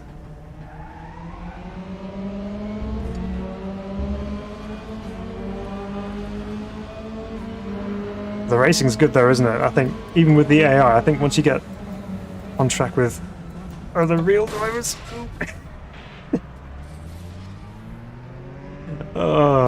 Things like that might happen more often.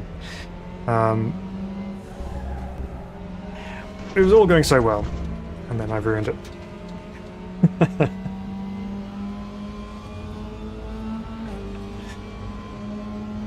The guy behind, I can just see in the mirrors flashing his headlights at me. Calm down.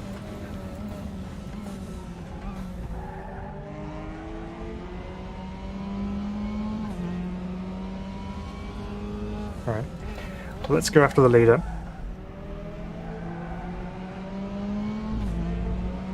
We have a couple of laps to hunt him down, see if we can get back on terms with them.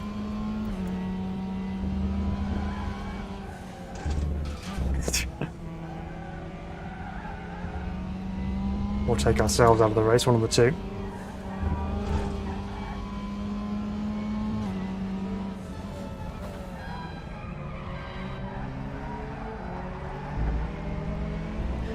That wasn't in the plan.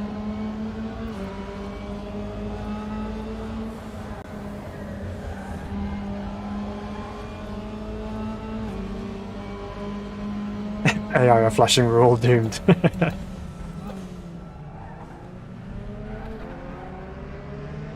We seem to be a little bit better on the brakes in some cases than the AI, but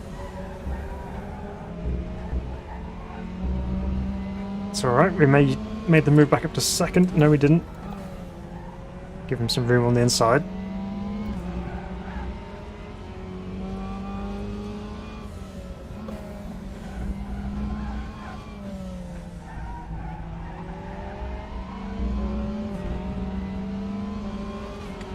Tell you what, I think of all the cars, I think the MX-5 is probably the pick of the bunch for me. This is really good.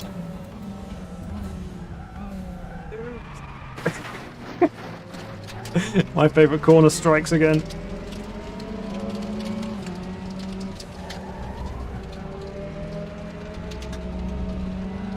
I suppose that was my my dues, considering my error into that corner a couple of laps ago.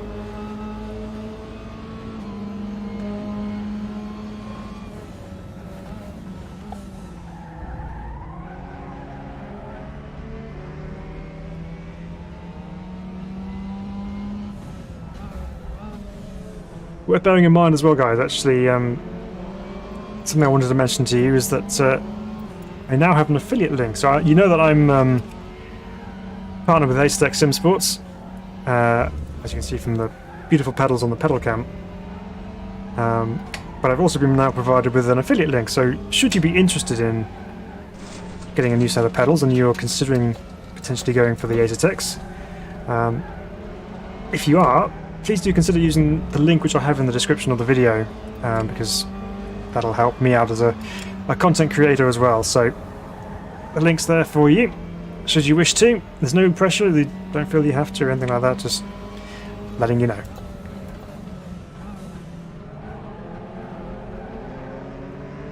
But the Ace pedals are working nicely at the moment, and the brakes are really good. I mean, you can just lean on them.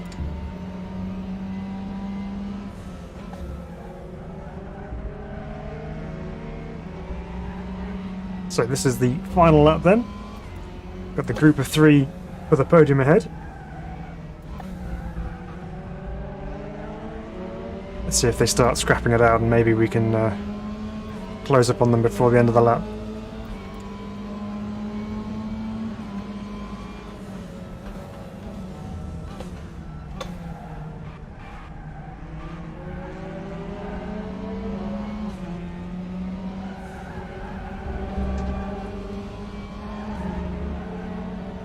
That circuit's really good actually. With this car, it just works.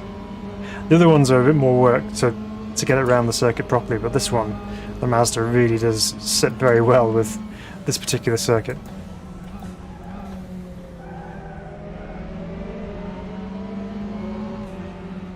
We are gaining on them ever so slightly.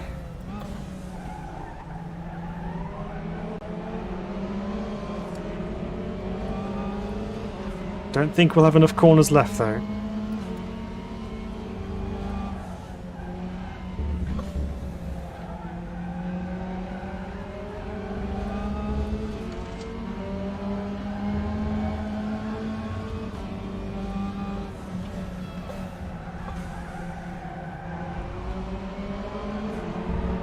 That was a much nicer last corner there, but still not enough to challenge for the podium on this occasion. But that was fun. I enjoyed that.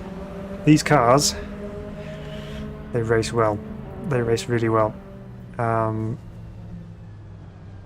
Yeah, definitely, I think probably my favourite of the bunch. I mean, I like the Crosleys as well, but for different reasons. But I'm not sure how well they'll race in terms of having a big group of people online. It might be a bit more chaos. I mean, Mazda's a pretty close contact and quite physical at times as well, but I think they're a little bit more manageable for a lot of people to be racing in close proximity. So, yeah, that was really cool.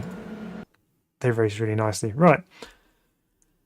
So, I'll give you my thoughts on the driver's pack, and then I'm going to show you a couple of other bits and pieces before we finish. So, as far as content's concerned, yeah, really, really good. So, just wax lyrical about the Mazda. Brilliant little update. Really worth picking up, even if it's just for the Mazda.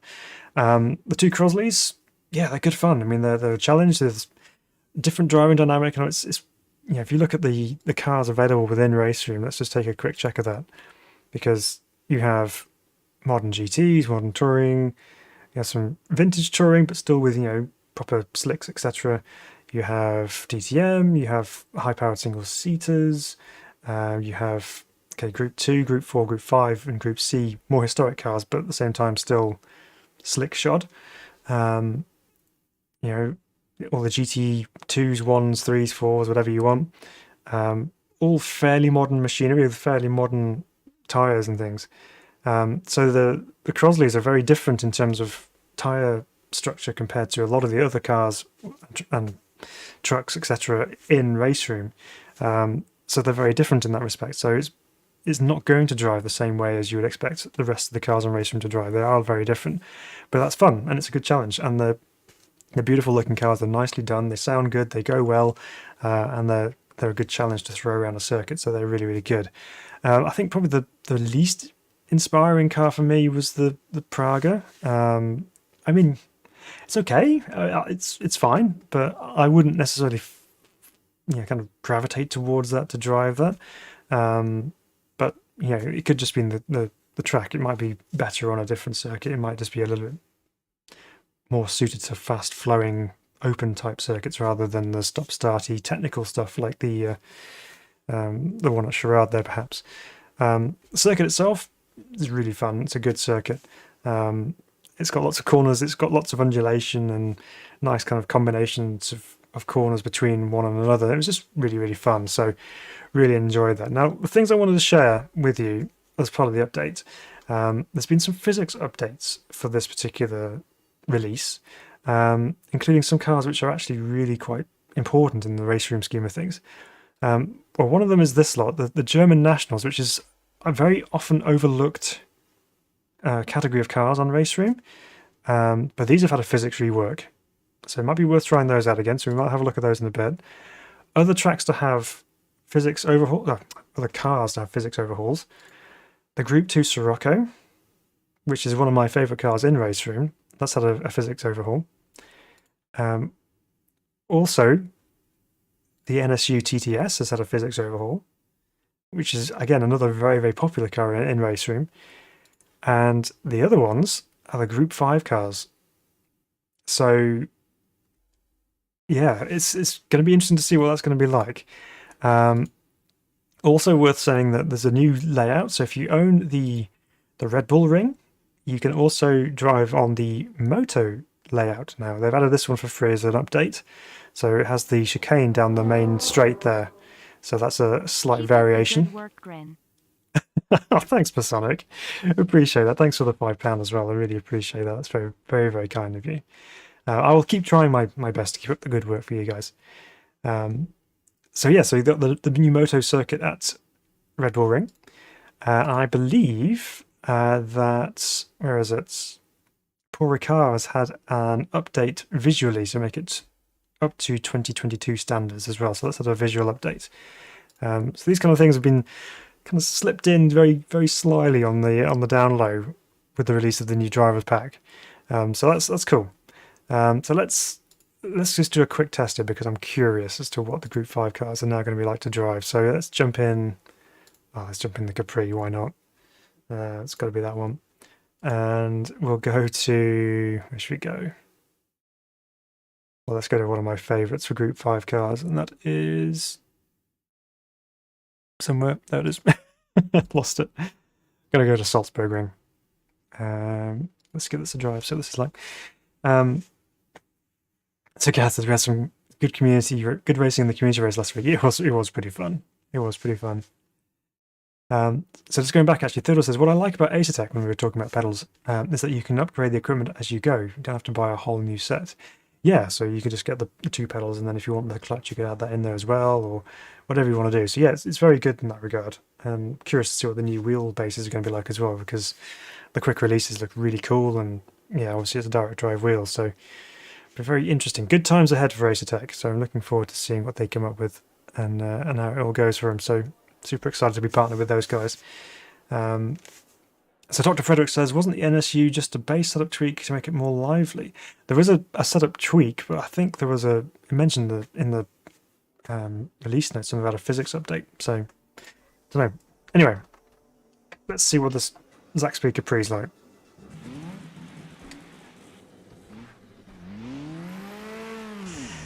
One of my favourite Group 5 cars. There's also been some sound updates as well, excuse me. So they've changed some of the backfire sounds and made more backfire sounds, basically, so it's not repeating the same one, so it gives it a little bit more variety. But yeah, so that's another thing. And also I think the distances of sounds and how loud they are over distance. So apparently, the difference on these cars is that they are more drivable when they're sideways. So I know they're brutes anyway, these Group 5 cars. I mean, they got heaps of power, loads of turbo lag, and when all that power does kick in, you're going to expect the rear end to kick out, but sometimes uncontrollably so. So apparently what they've done is they've changed, there's no preloading on the diffs other than the 935, which has a locked diff still. So there's no preloading on the diffs, which should hopefully, according to their notes, make the oversteery moments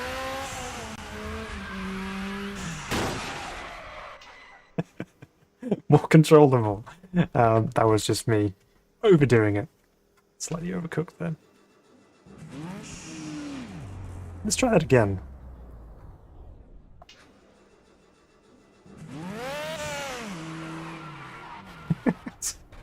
Come on, just get me in the right direction. There we fire up now. Right, here we go. Here we go then.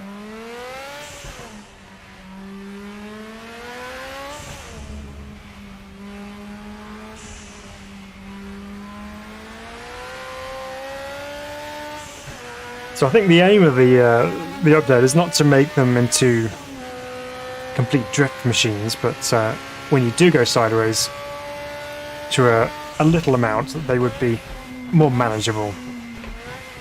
Because you do see these cars sliding through the corners in the videos that you can access online. So yeah, it should be a little bit more controllable when you're just about over the limit. When you've overstepped it by a country mile like I did back there, you're obviously going to spin. It's just how it is. Well, they're still wild, I'll give you that. Let's just go back to the pits and give myself a chance here. Reset. BMs are for scrubs, this guy's right. He wouldn't make a good drifter, says guys. Well, in my defense, the Zaxby Capri is not the pro drifter's car of choice. For good reason. With a proper drift car, maybe. You'd think it was times as RJ. Honestly, it wasn't. I didn't do that on purpose. That was just how it was. Okay, let's try again.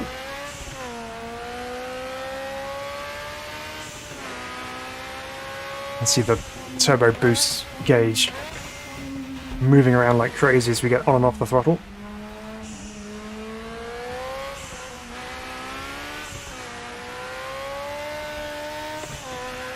Okay.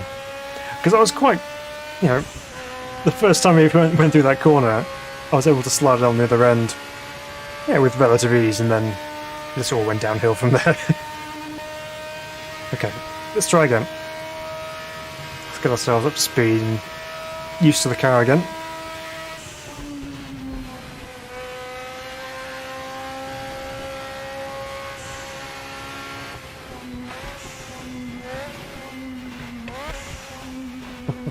Just love these cars. Don't know who left those tyre marks. Some useless driver.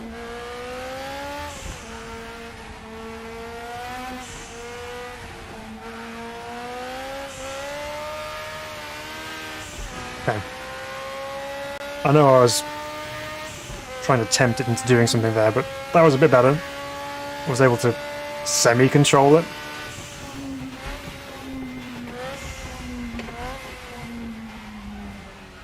Oops. Need to brake earlier than that though.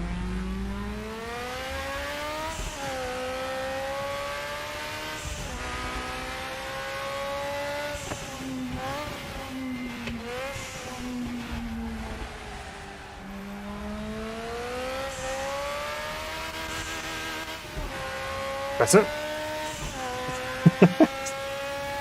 So you can slide them and you can move around a little bit and have some sort of chance of holding it. It's just when you go too mad with it.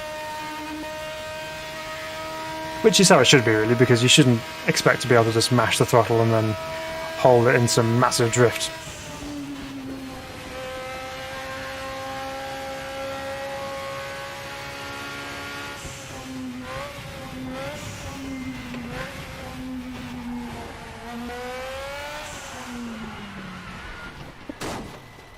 Too early on the power. Okay. So that's that. Let's do another quick one. Let's try the German Nationals, because I don't remember these cars being particularly great. So let's see what they're like to drive now. We'll drive the SLR, I think. Where should we take this one? Let's go to, I don't know, something like, well, let's do Charade. We can do Charade with this, I'm sure. What could possibly go wrong? Yeah, again, like I said, it's one of those car classes which just doesn't get much love or much kind of attention. So it's possibly because they might not have been the best driving cars available, but we'll see what it's like now with the new physics updates. See how we go with that. Ugh. It's been fun. It's been good. It's been nice to drive the new pack. There's some good stuff in there. Really, really worth it. Okay, let's try this out then. Big rumbly V8 under the bonnet.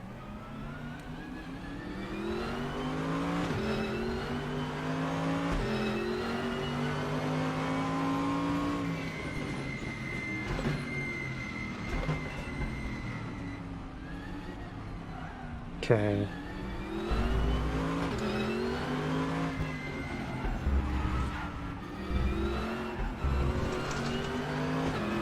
Again, try not to rush into it too much, because that's where you start making a real mess of things. Just ease your way in, get an idea for what the car's doing.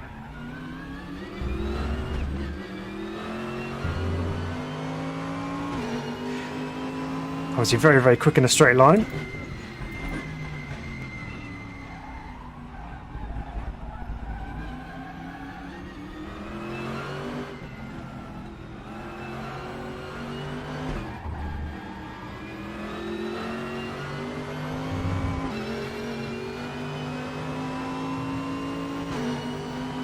Don't think I'm even giving it full revs either.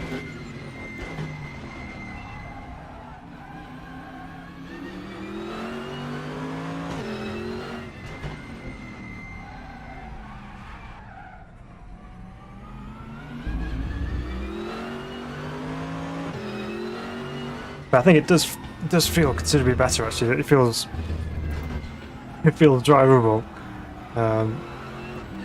which I seem to remember last time I drove these cars. There was something didn't seem quite right with them, but this does feel like a more drivable car.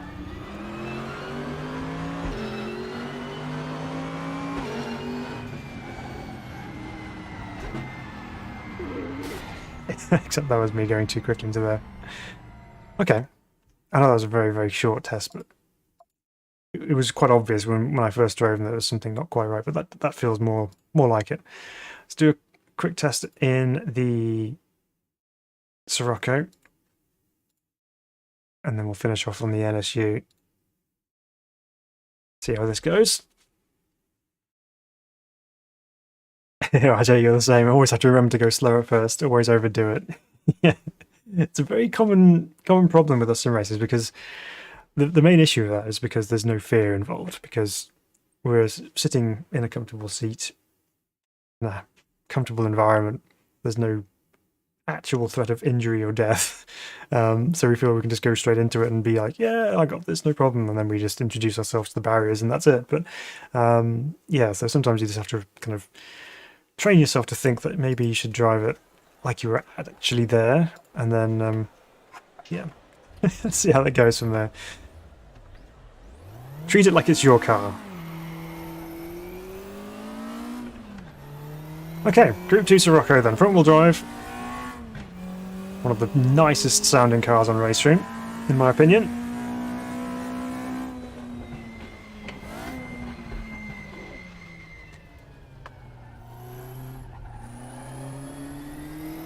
Let's see how this goes.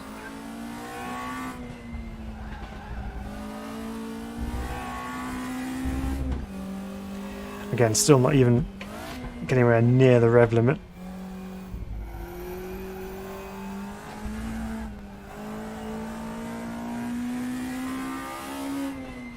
Just love the raspiness of that engine note. It's so good. I'll get to hear it properly in a minute once we get through these corners. Alright.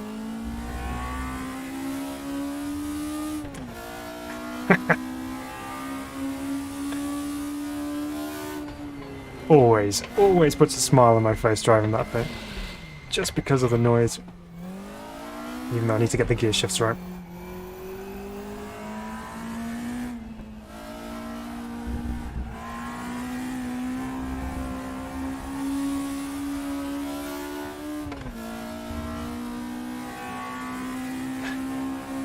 I just love how high this thing revs. 9,000 RPM.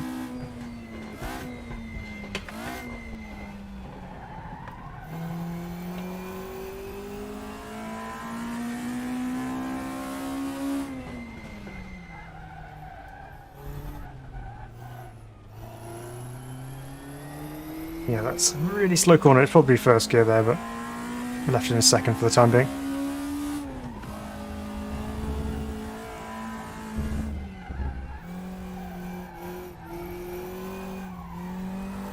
Let's test the front wheel drive capabilities through here.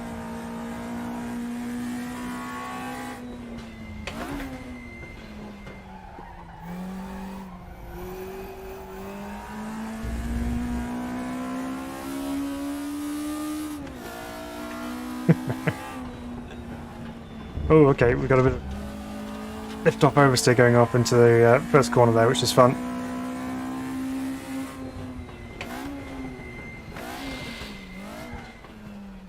Need to wait a bit longer to get into first gear. It won't allow me to shift down that early.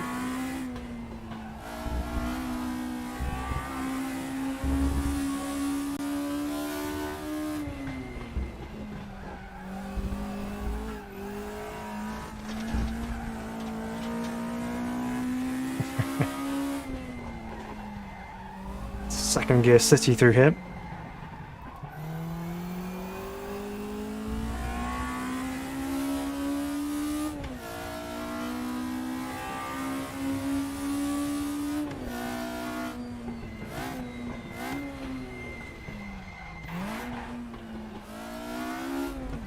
Yeah, first gear is just a little awkward in this car, so to use it on only the very necessary occasions.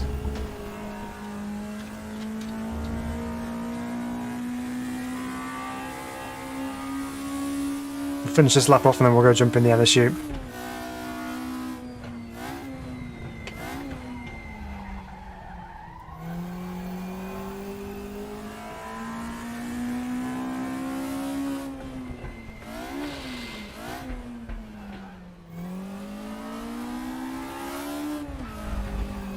A little bit of that power understeer as you get on the throttle too much and you've got too much steering lock on.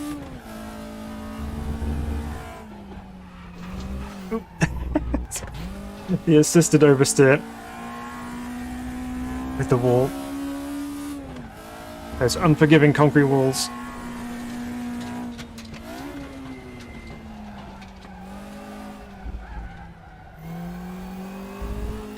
Okay, well that feels like quite nice to drive actually. It's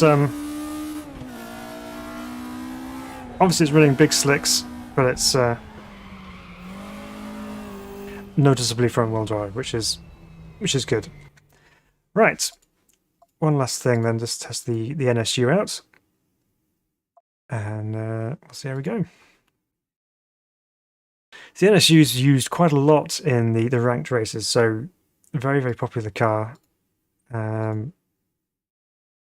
So hopefully it still drives just as nice. So yeah, I think there was definitely a mention of the setup, the baseline setups being adjusted to make them a little more lively. There was never really too much you could adjust on the setup for the NSU anyway, so it's not like it's you know, some kind of really trick wizardry going on to make it a whole new car. I think it's just going to be a case of a couple of things of you know, maybe some slight roll bar adjustments or some caster or camber adjustments, whatever it may be, just to liven it up a little bit. But we'll see. We'll see what it's like. Pasonic, yeah, the Fusker of RRE, yes. Right, here we go then. NSU time. Should be a reasonable match around here as well with the NSU. Another great sounding car in RaceRoom, of which there are many, of course.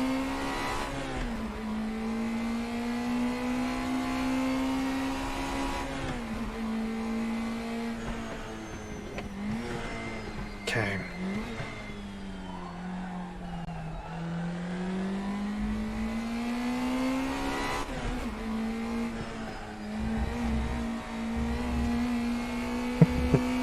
It's lively. In a fun way.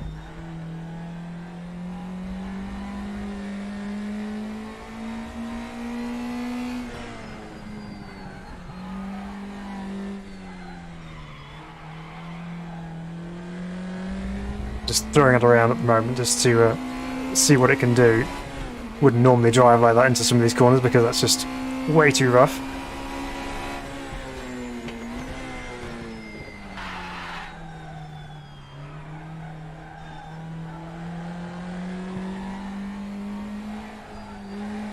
Yeah, big lift-off moment through there as well. So if you need it to bite into the corner a little bit more, just lift off the throttle a little bit and just watch it happen. It just does it.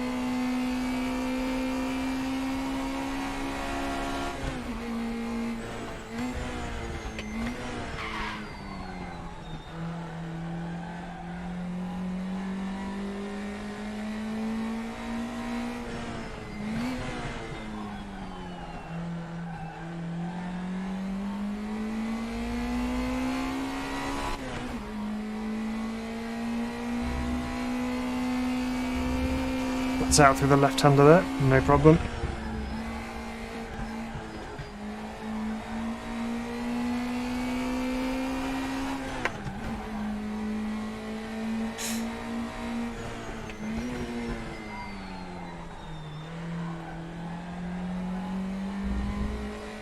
Yeah, it's always fun to drive this car. It's an enjoyable one.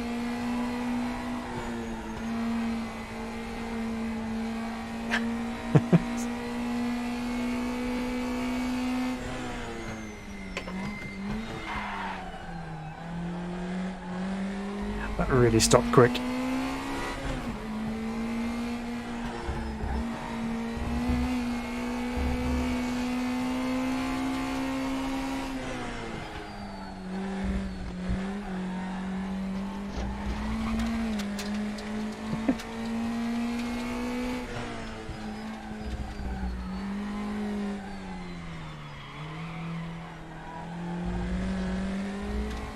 Yeah, that's a fun car. It's not tuned to the lively state of being of completely out of control, but it's a bit more of an entertaining drive and in stock form.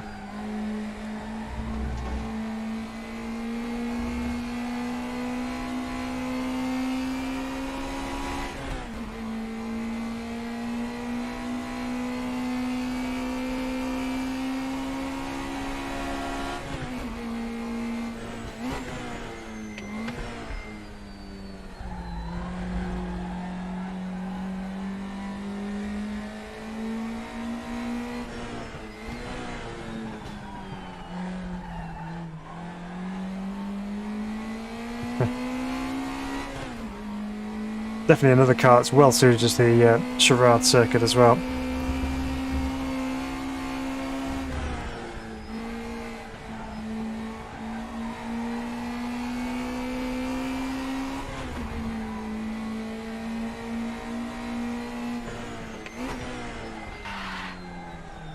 Gotta use the camber there, otherwise you just end up washed out on the outside.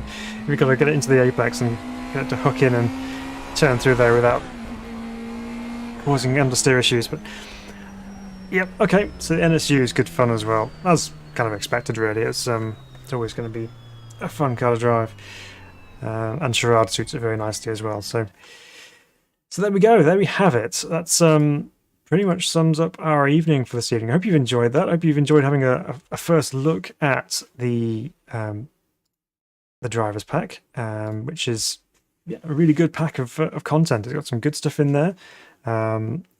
Yeah, again, highlights for me, definitely the Mazda, and Charade's a good circuit as well. Nice to have that on the records here at RaceRoom. But yeah, it's a really good fun. I hope you enjoy that. Thanks for your company as always this evening. You guys are amazing. And yeah, we'll be back soon. It won't be a stream on Saturday, but we may look to do something either Friday or Monday, but stay tuned. We'll let you know when there's something new is coming. But yeah, take care of yourselves, everybody. Have a good rest of your week, and we'll see you all very, very soon indeed. But for now, it's bye-bye for me. Goodbye for now.